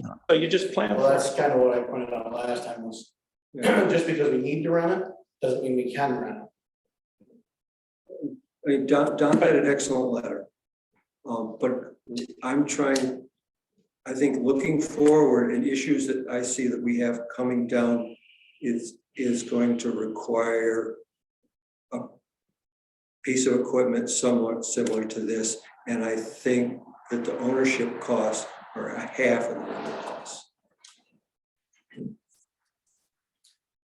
Can you explain to me, if you can't have it more than 4 years old, would we have to replace it then in 4 years? Because we were talking about a 10-year lifespan last week.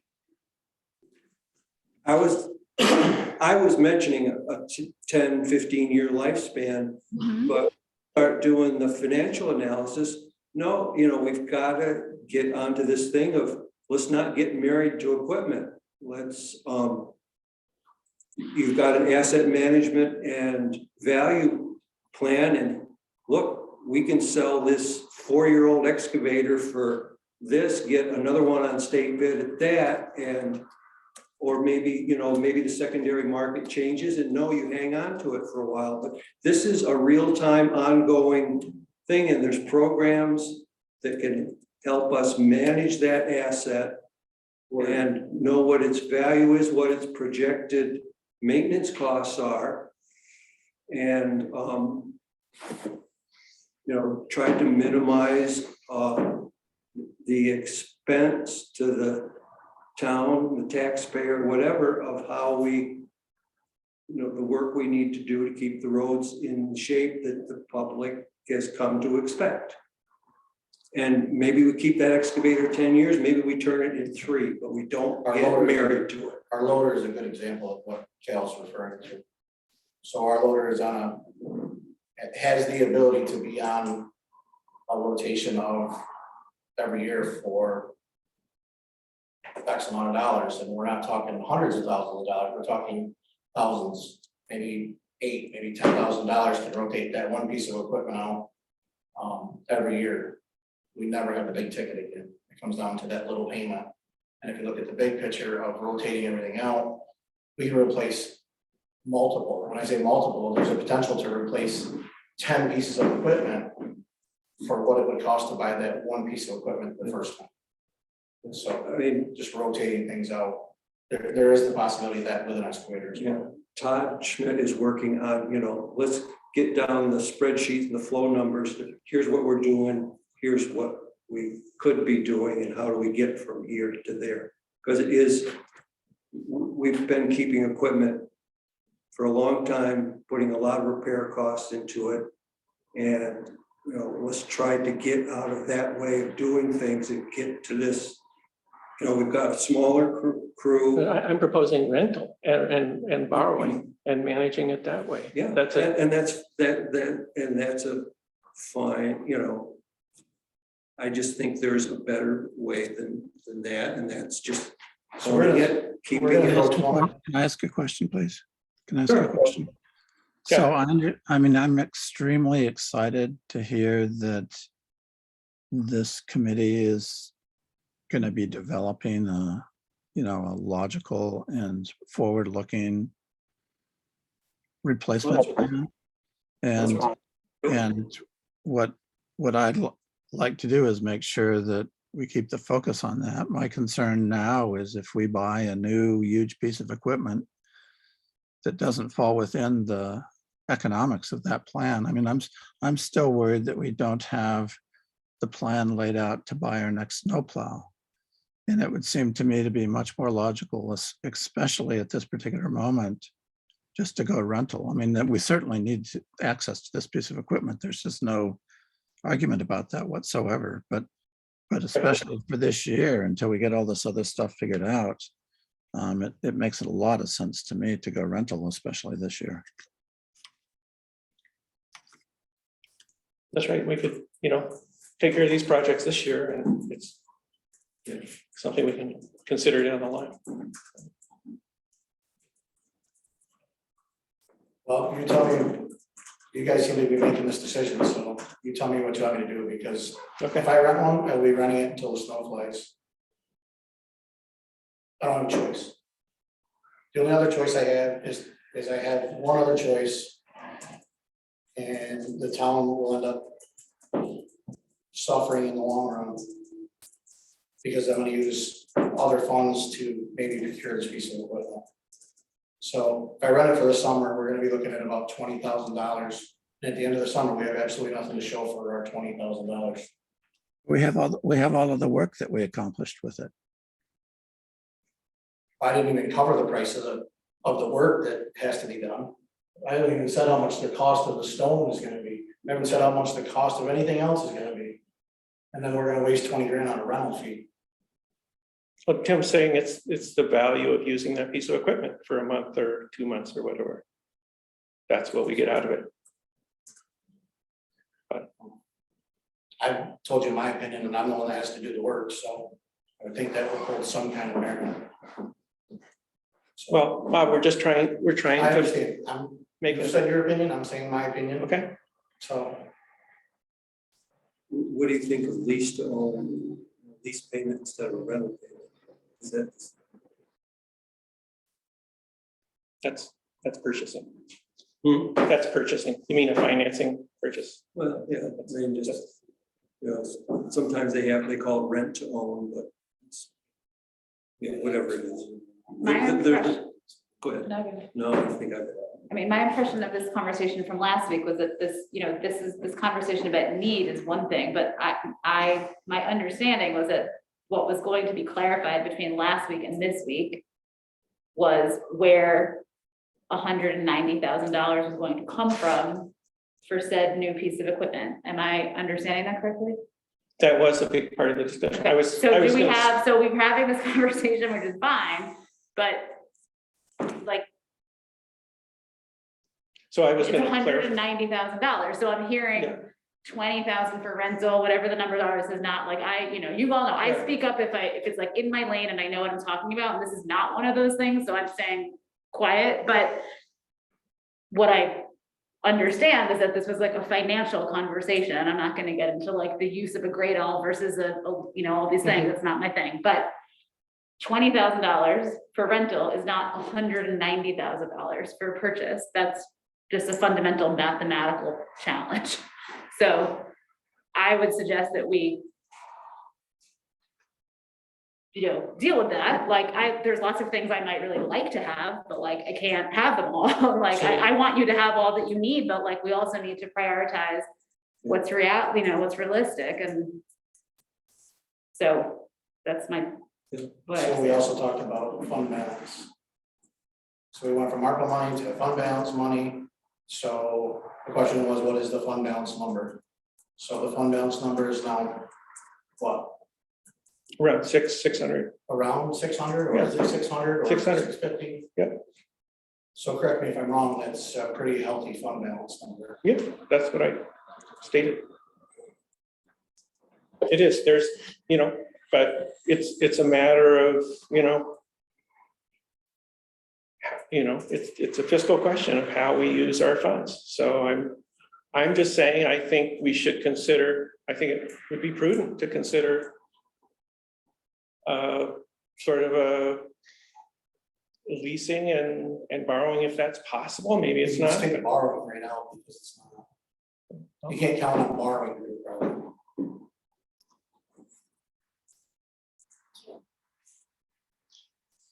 And I do think we should, we can have contracted projects. We've done that successfully in the That's good, past. contracted, so let's put some money aside for TG Miller and we'll get them out to at least 7 sites and they can do it. Yeah. So I don't know where we're coming up because it's gonna be more than $190,000. So let's go that route, doesn't matter to me. So I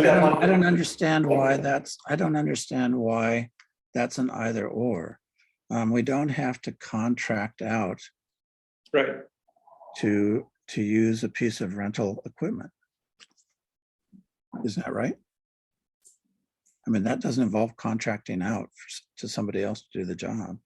that's We're just right. trying to figure out how to best manage the equipment funds, That's right, that's right. especially considering, I believe, I think I'm right, but I might be mistaken about it, Bobby. Don't you also pretty imminently need another snowplow? Yeah, we're gonna need two, which will bring me to the next statement, so you can kind of keep this in mind. We're looking at 3 years. Order something today, it will show up in 3 years. Well, that's something for us to be concerned about in relationship to this other kind of huge purchase.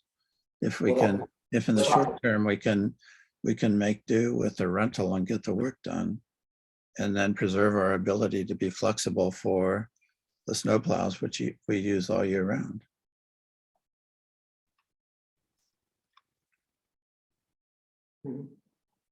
So is this a move forward on a snowplow truck then, or what exactly are we? Good move, really good move. Tended to be a good move, but it's actually a question. I mean, Yeah, we can't afford one, but now we gotta worry about the other one. So what exactly do we want to put forward? Going forward, we wanna rent an excavator, that's fine, we'll rent an excavator. But then let's move forward on a plow truck then. We're sitting on an extremely healthy fund balance that we Right. didn't have last year, but now we have it this year. So We had it last year. we didn't have $600,000 in fund balance. No, last year. but we have 488, so. But I don't know why we're arguing about this, Bob. So we're just trying to make a reasoned fiscal decision to support you. So you guys can make whatever decision you need to make, and I've given my sales pitch, I've given my spiel, I've given my personal opinion, I've given my professional opinion. I can't give any more, so Okay, So this is what you guys are talking about on Thursday? it would be relevant. Yeah, what equipment is needed? Right, so I mean, this is like a really important conversation, right? But it seems like everything should be on the table at one time. Like if we have isolated conversations about like this one thing and that other thing, then there's not like a long view of like what all is in the pot. So maybe this Yeah. would be a good, I don't know. Thoughts about that?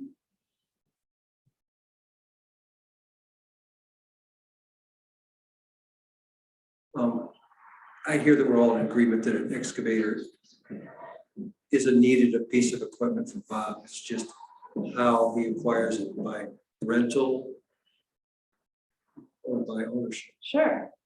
I don't think anybody's disputing that he needs an excavator to do his work.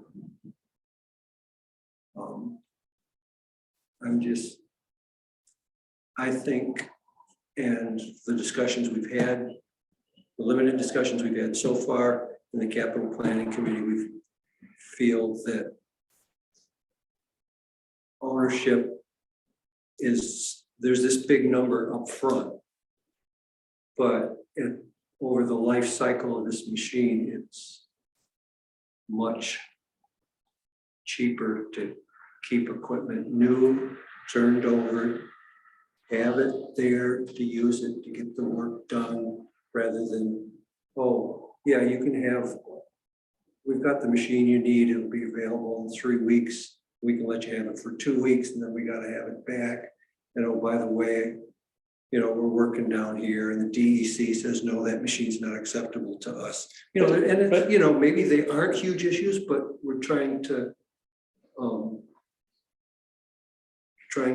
manage the what ifs, the unknowns.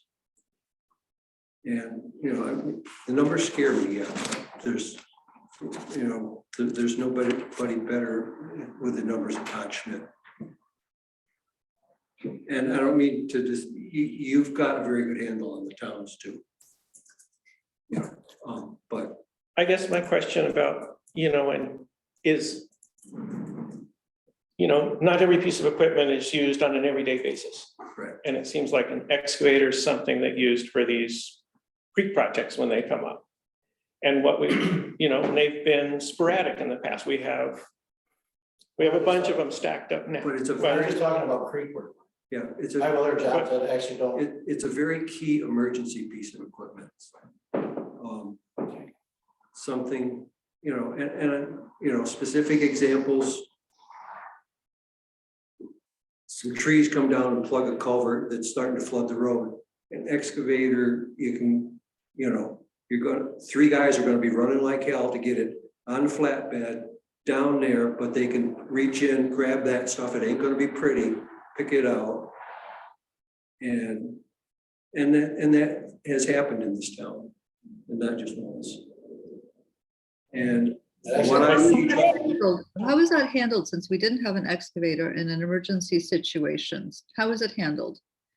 we just bit the dust of the destruction of the road and people not getting, I mean, it happened down here on Boyceville Road 10, 12 years ago.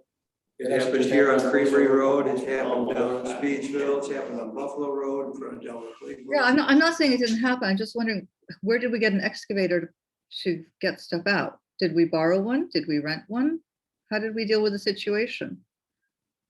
We didn't, we had to deal with the mess when it was all done. But we got something from maybe the county or something, but you had to deal with it after the fact, whereas if you own the equipment, you've got the chance of dealing with it Within the in hour, real rather time. than 3 hours or 4 hours or days. So, and well, it's one way of looking at things, and yes, we need to move on. And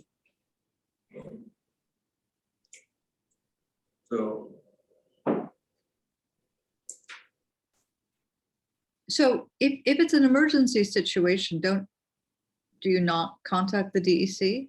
I'm just trying to understand the process here. Contact DC for what?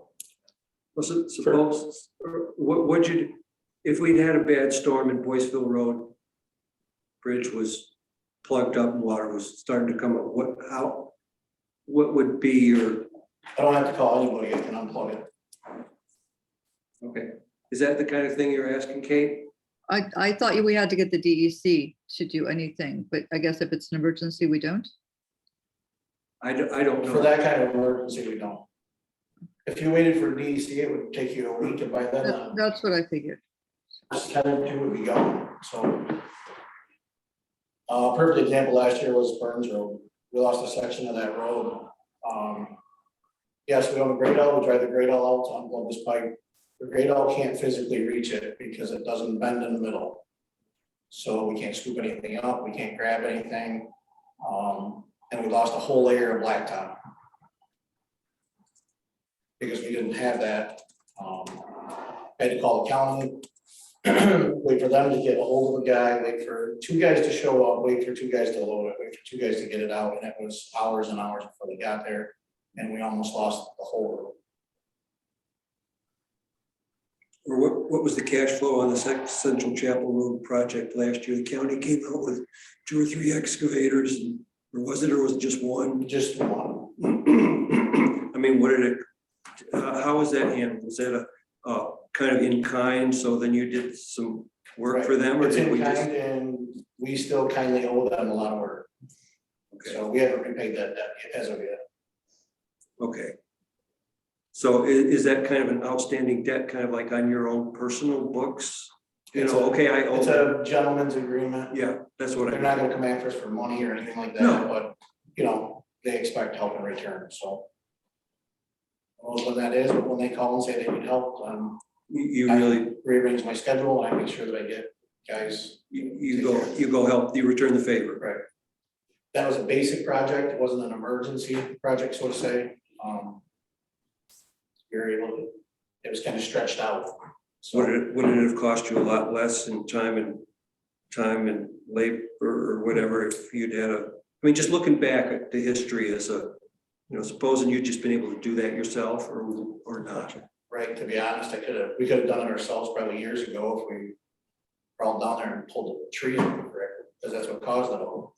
So could have been a 5-minute job Catherine, that turned into a 3-week. that's a question. I just have we are 42 minutes behind our agenda. Yeah, thank you. So I'm not judging what to do about that, but I'm proposing that we need to do something about this because Yep. that's where we are. So what do you want to do about that?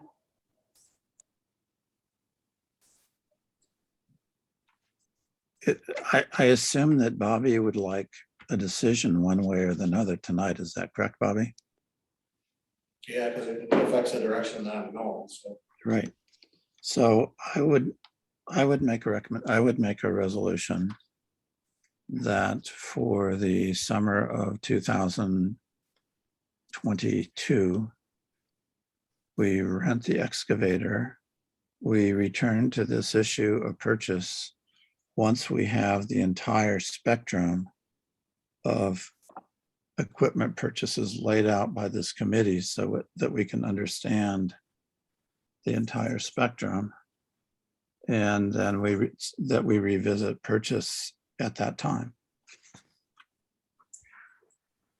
I'll second that. I think that's reasonable.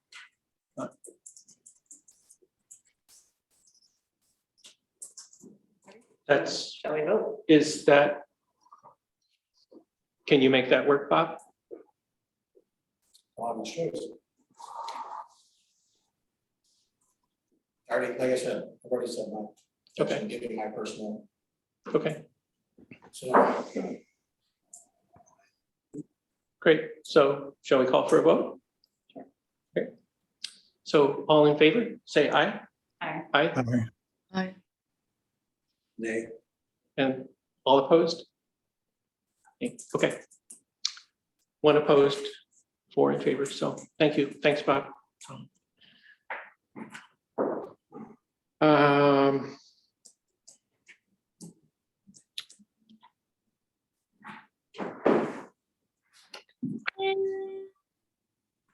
I'll offer a resolution to approve the 5-year funding agreement with intermunicipal funding agreement with the Tompkins County Recreational Partnership.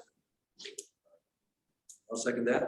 Seconded by Cal. And when I inquired about this, this is a funding agreement that's been in place for 33 years. And it's great. when you read it, it's very fair and it takes into account participation by people.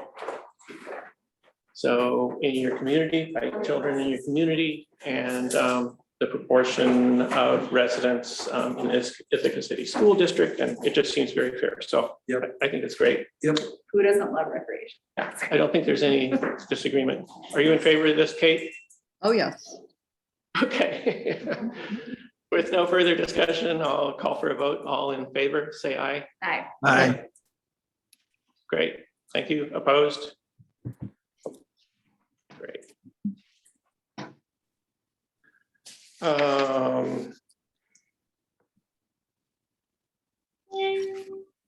Kate, do you want to offer the next resolution? I actually that. would like to wait until next month, until, okay. after I know that's a surprise. Fine. Because I'd like to get more in touch with the county about what the county's role versus the town role. Okay, I would like to bring up that striping idea tonight, though, if we could, that we talked about. I know that's not on the, right. So I'm totally fine with tabling that. okay, that would be good. Nobody's put it forward, so we just leave it alone. Oh, let me also say, so there's a road safety money that's available from the state. And I've in contact with the Ithaca Tompkins County Transportation Council, which I used to serve on back in the 90s. So to try to find out if they are writing grants for the whole county or whether we need to do it, what's available, what their ideas are, and what's going on with that. I spoke with with Teresa Linde, who's Fernando's assistant, and she said that the town has not had anyone involved for some time, or maybe over a decade. in the Transportation Council, we have a voting position on the Planning Committee. So I'm going to go down to the Planning Committee, and I'm also going to be talking to Fernando in the next few days to see what's going on with that. So, but I think that having the information on the funding and the grants, I'd be better able to define what a committee could do. That's why I want to table it. Okay, that's fine. And you are going to take a seat as a Caroline representative on this group, with this Yes, group? I would like to do that. Yes. So that at some point, it could be tonight or another meeting, we could offer a resolution appointing you in that role, or is that how it works? Or do they do it? Or how does it work? I believe you have to, yeah, the town makes the appointment. Okay. You want me to offer such a resolution? Yes, please. I would offer a resolution to appoint Kate Kelly McKenzie to the, it's the Ithaca Tompkins Transportation Council, is that right? Ithaca Tompkins County Transportation Council. Okay. As the representative from Caroline to that, what Kate just said.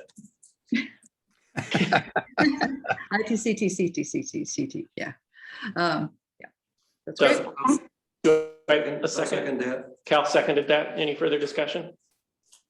No further discussion. All in favor? Aye. Aye. Aye. Opposed? Thank you, Kate, for taking that on. And we'll look forward to hearing more. Anything else that you wanted to add about that? I did want to ask, can we ask about the striping on some of the town roads? If we could go ahead with that? How would we do that? Do we need a resolution to request that? I don't know. I think that would be a conversation with Bob, and he left already, Oh, okay. not here now. So I think the best thing to do would be start there with a conversation with Bob. Okay, so just to let everybody know, one of the possible immediate rural traffic calming we could do is put a stripe down the middle of the road to divide it into lanes. It slows people down. Yeah, okay.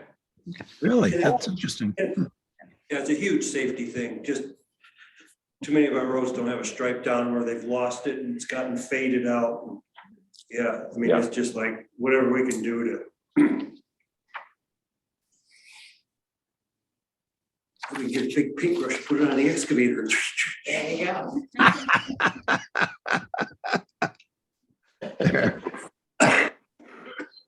All right, so thank you, Kate. So I'll move on and offer resolution in support of Assembly Bill A 9535 and Companion Bill A 8520 to enable, or I think that Companion Bill is S 8520, sorry, to enable Tompkins County to offer property tax exemptions for properties providing conservation easements. I thought they already got them. Guess not.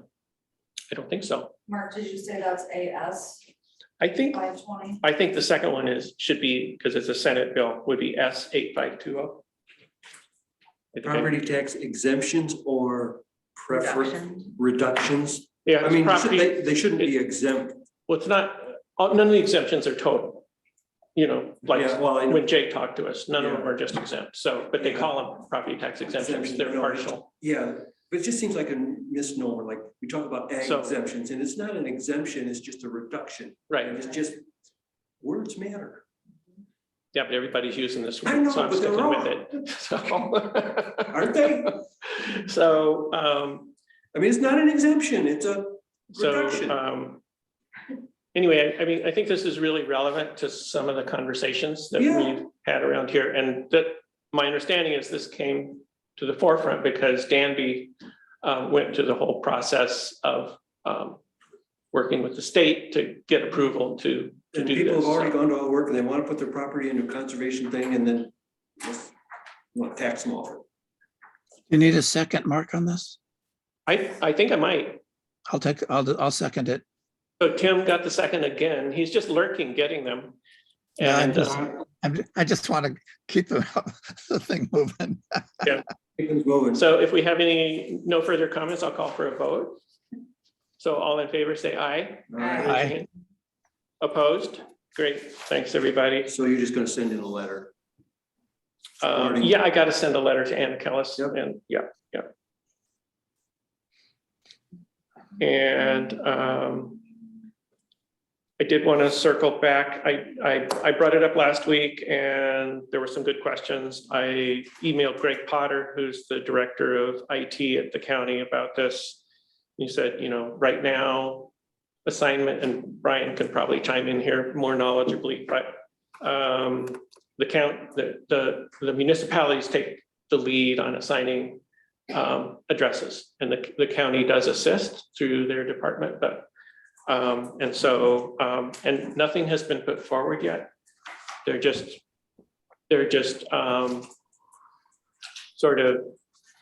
sort of vetting this with municipalities before they develop something to present to the county. So I heard the concern about, you know,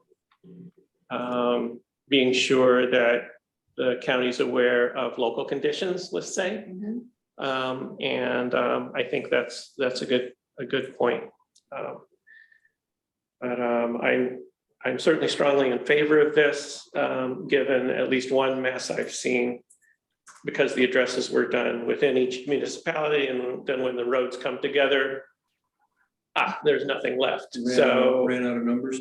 Yeah, ran out of numbers, and it's a big mess. And then all the people on that road now are gonna have to get their addresses changed. It smells bad, yeah. So I do want to report to the next TCOG meeting, like board's reaction. So it could be either now or later if you have thoughts, but I'm sensing fairly positive feedback, and that's great. I mean, as long as I do think we should need to pass along the importance of familiarity with local seasonal roads. Yeah. As long as that is in there, you know, I think the idea. Well, this also,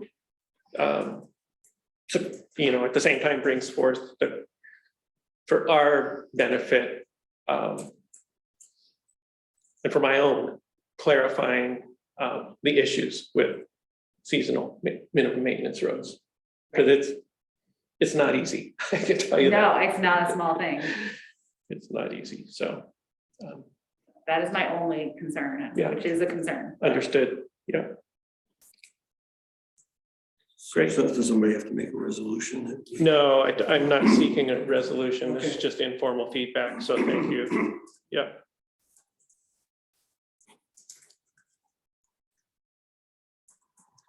Okay.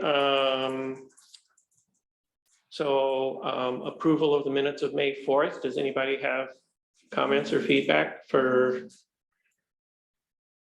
the clerk, Jesse Townsend? Thought they were great. As always. Yep. Thank you, Jesse. Jesse. So the minutes of May 4th, 2022 are hereby approved. I will offer a resolution to pay the town bills in the amounts of A, $17,702.05, DA $91,031.19, and streetlights $433.75. Anyone want to get a second on that? Second it. Cal seconded it. 50,000 of it in the DA line was for the truck payment. That's right. If anybody's. Yeah. Thanks to Velvet for giving me a heads up on that. Yep. So no further discussion. I'll call for a vote. All in favor of paying the town bills, say aye. Aye. Aye. Opposed? Oh, thank goodness. Okay, I think we've reached the end of the agenda I somehow. made up a lot of time. Made up a lot of time, right? Wow. Oh, you're welcome.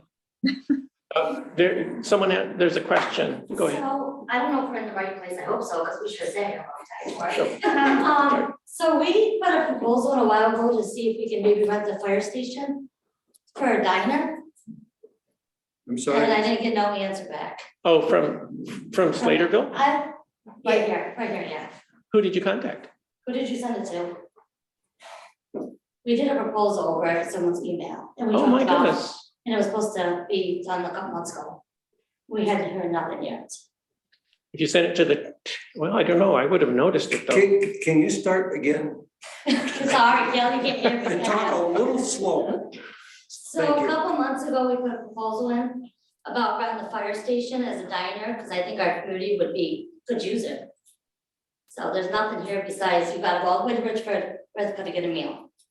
And you guys are doing nothing with it, so why not Yeah. run it out? Yeah, Make some money off it. Right, it actually is, yeah, it's the Sladeville Fire District you want to talk to. Okay. They're not us, they're a separate entity. When do they meet? Do you know? I can give you the. phone I can number of the guy to definitely, if talk you to. want to give me an email or something, I can get you information. Beth Is Herring, it like a Beth, pop-up diner thing? So our thought was, because I have a full-time job and I can't Her take my thought. full-time job to do it, so our thought was start out doing like an all-day breakfast from like 6 to 2, just to see if it's gonna work. See if it's Saturday and gonna- Sunday. If we're gonna make the money we would need to do it 7 days a week, so that Hmm. we can focus directly on running the diner rather than my sucky job. I love it. anyway, Beth and Greg Harrington would be great to talk to about this. yeah, because someone told us we had to come to one of these meetings, so that's why we're here. Uh-huh. You are dedicated Yeah. people. You sweated, you I sweated cannot out the believe we whole sat meeting for this whole that. She didn't like it, I was gonna raise my hand, I was like, no. I don't know who you are. Would you just tell me? Justin Frank's wife. Justin Frank's wife, Oh, okay. I've been to your bar a couple I times. know, Oh, but no. I gotta put it in, you are. Terry Bentley. Okay, thank you. Bentley. Names and faces, sorry, I apologize. Yeah, thank you. So you gotta give me your information. Okay. So, yeah, So my email address is TAWILDENSTEIN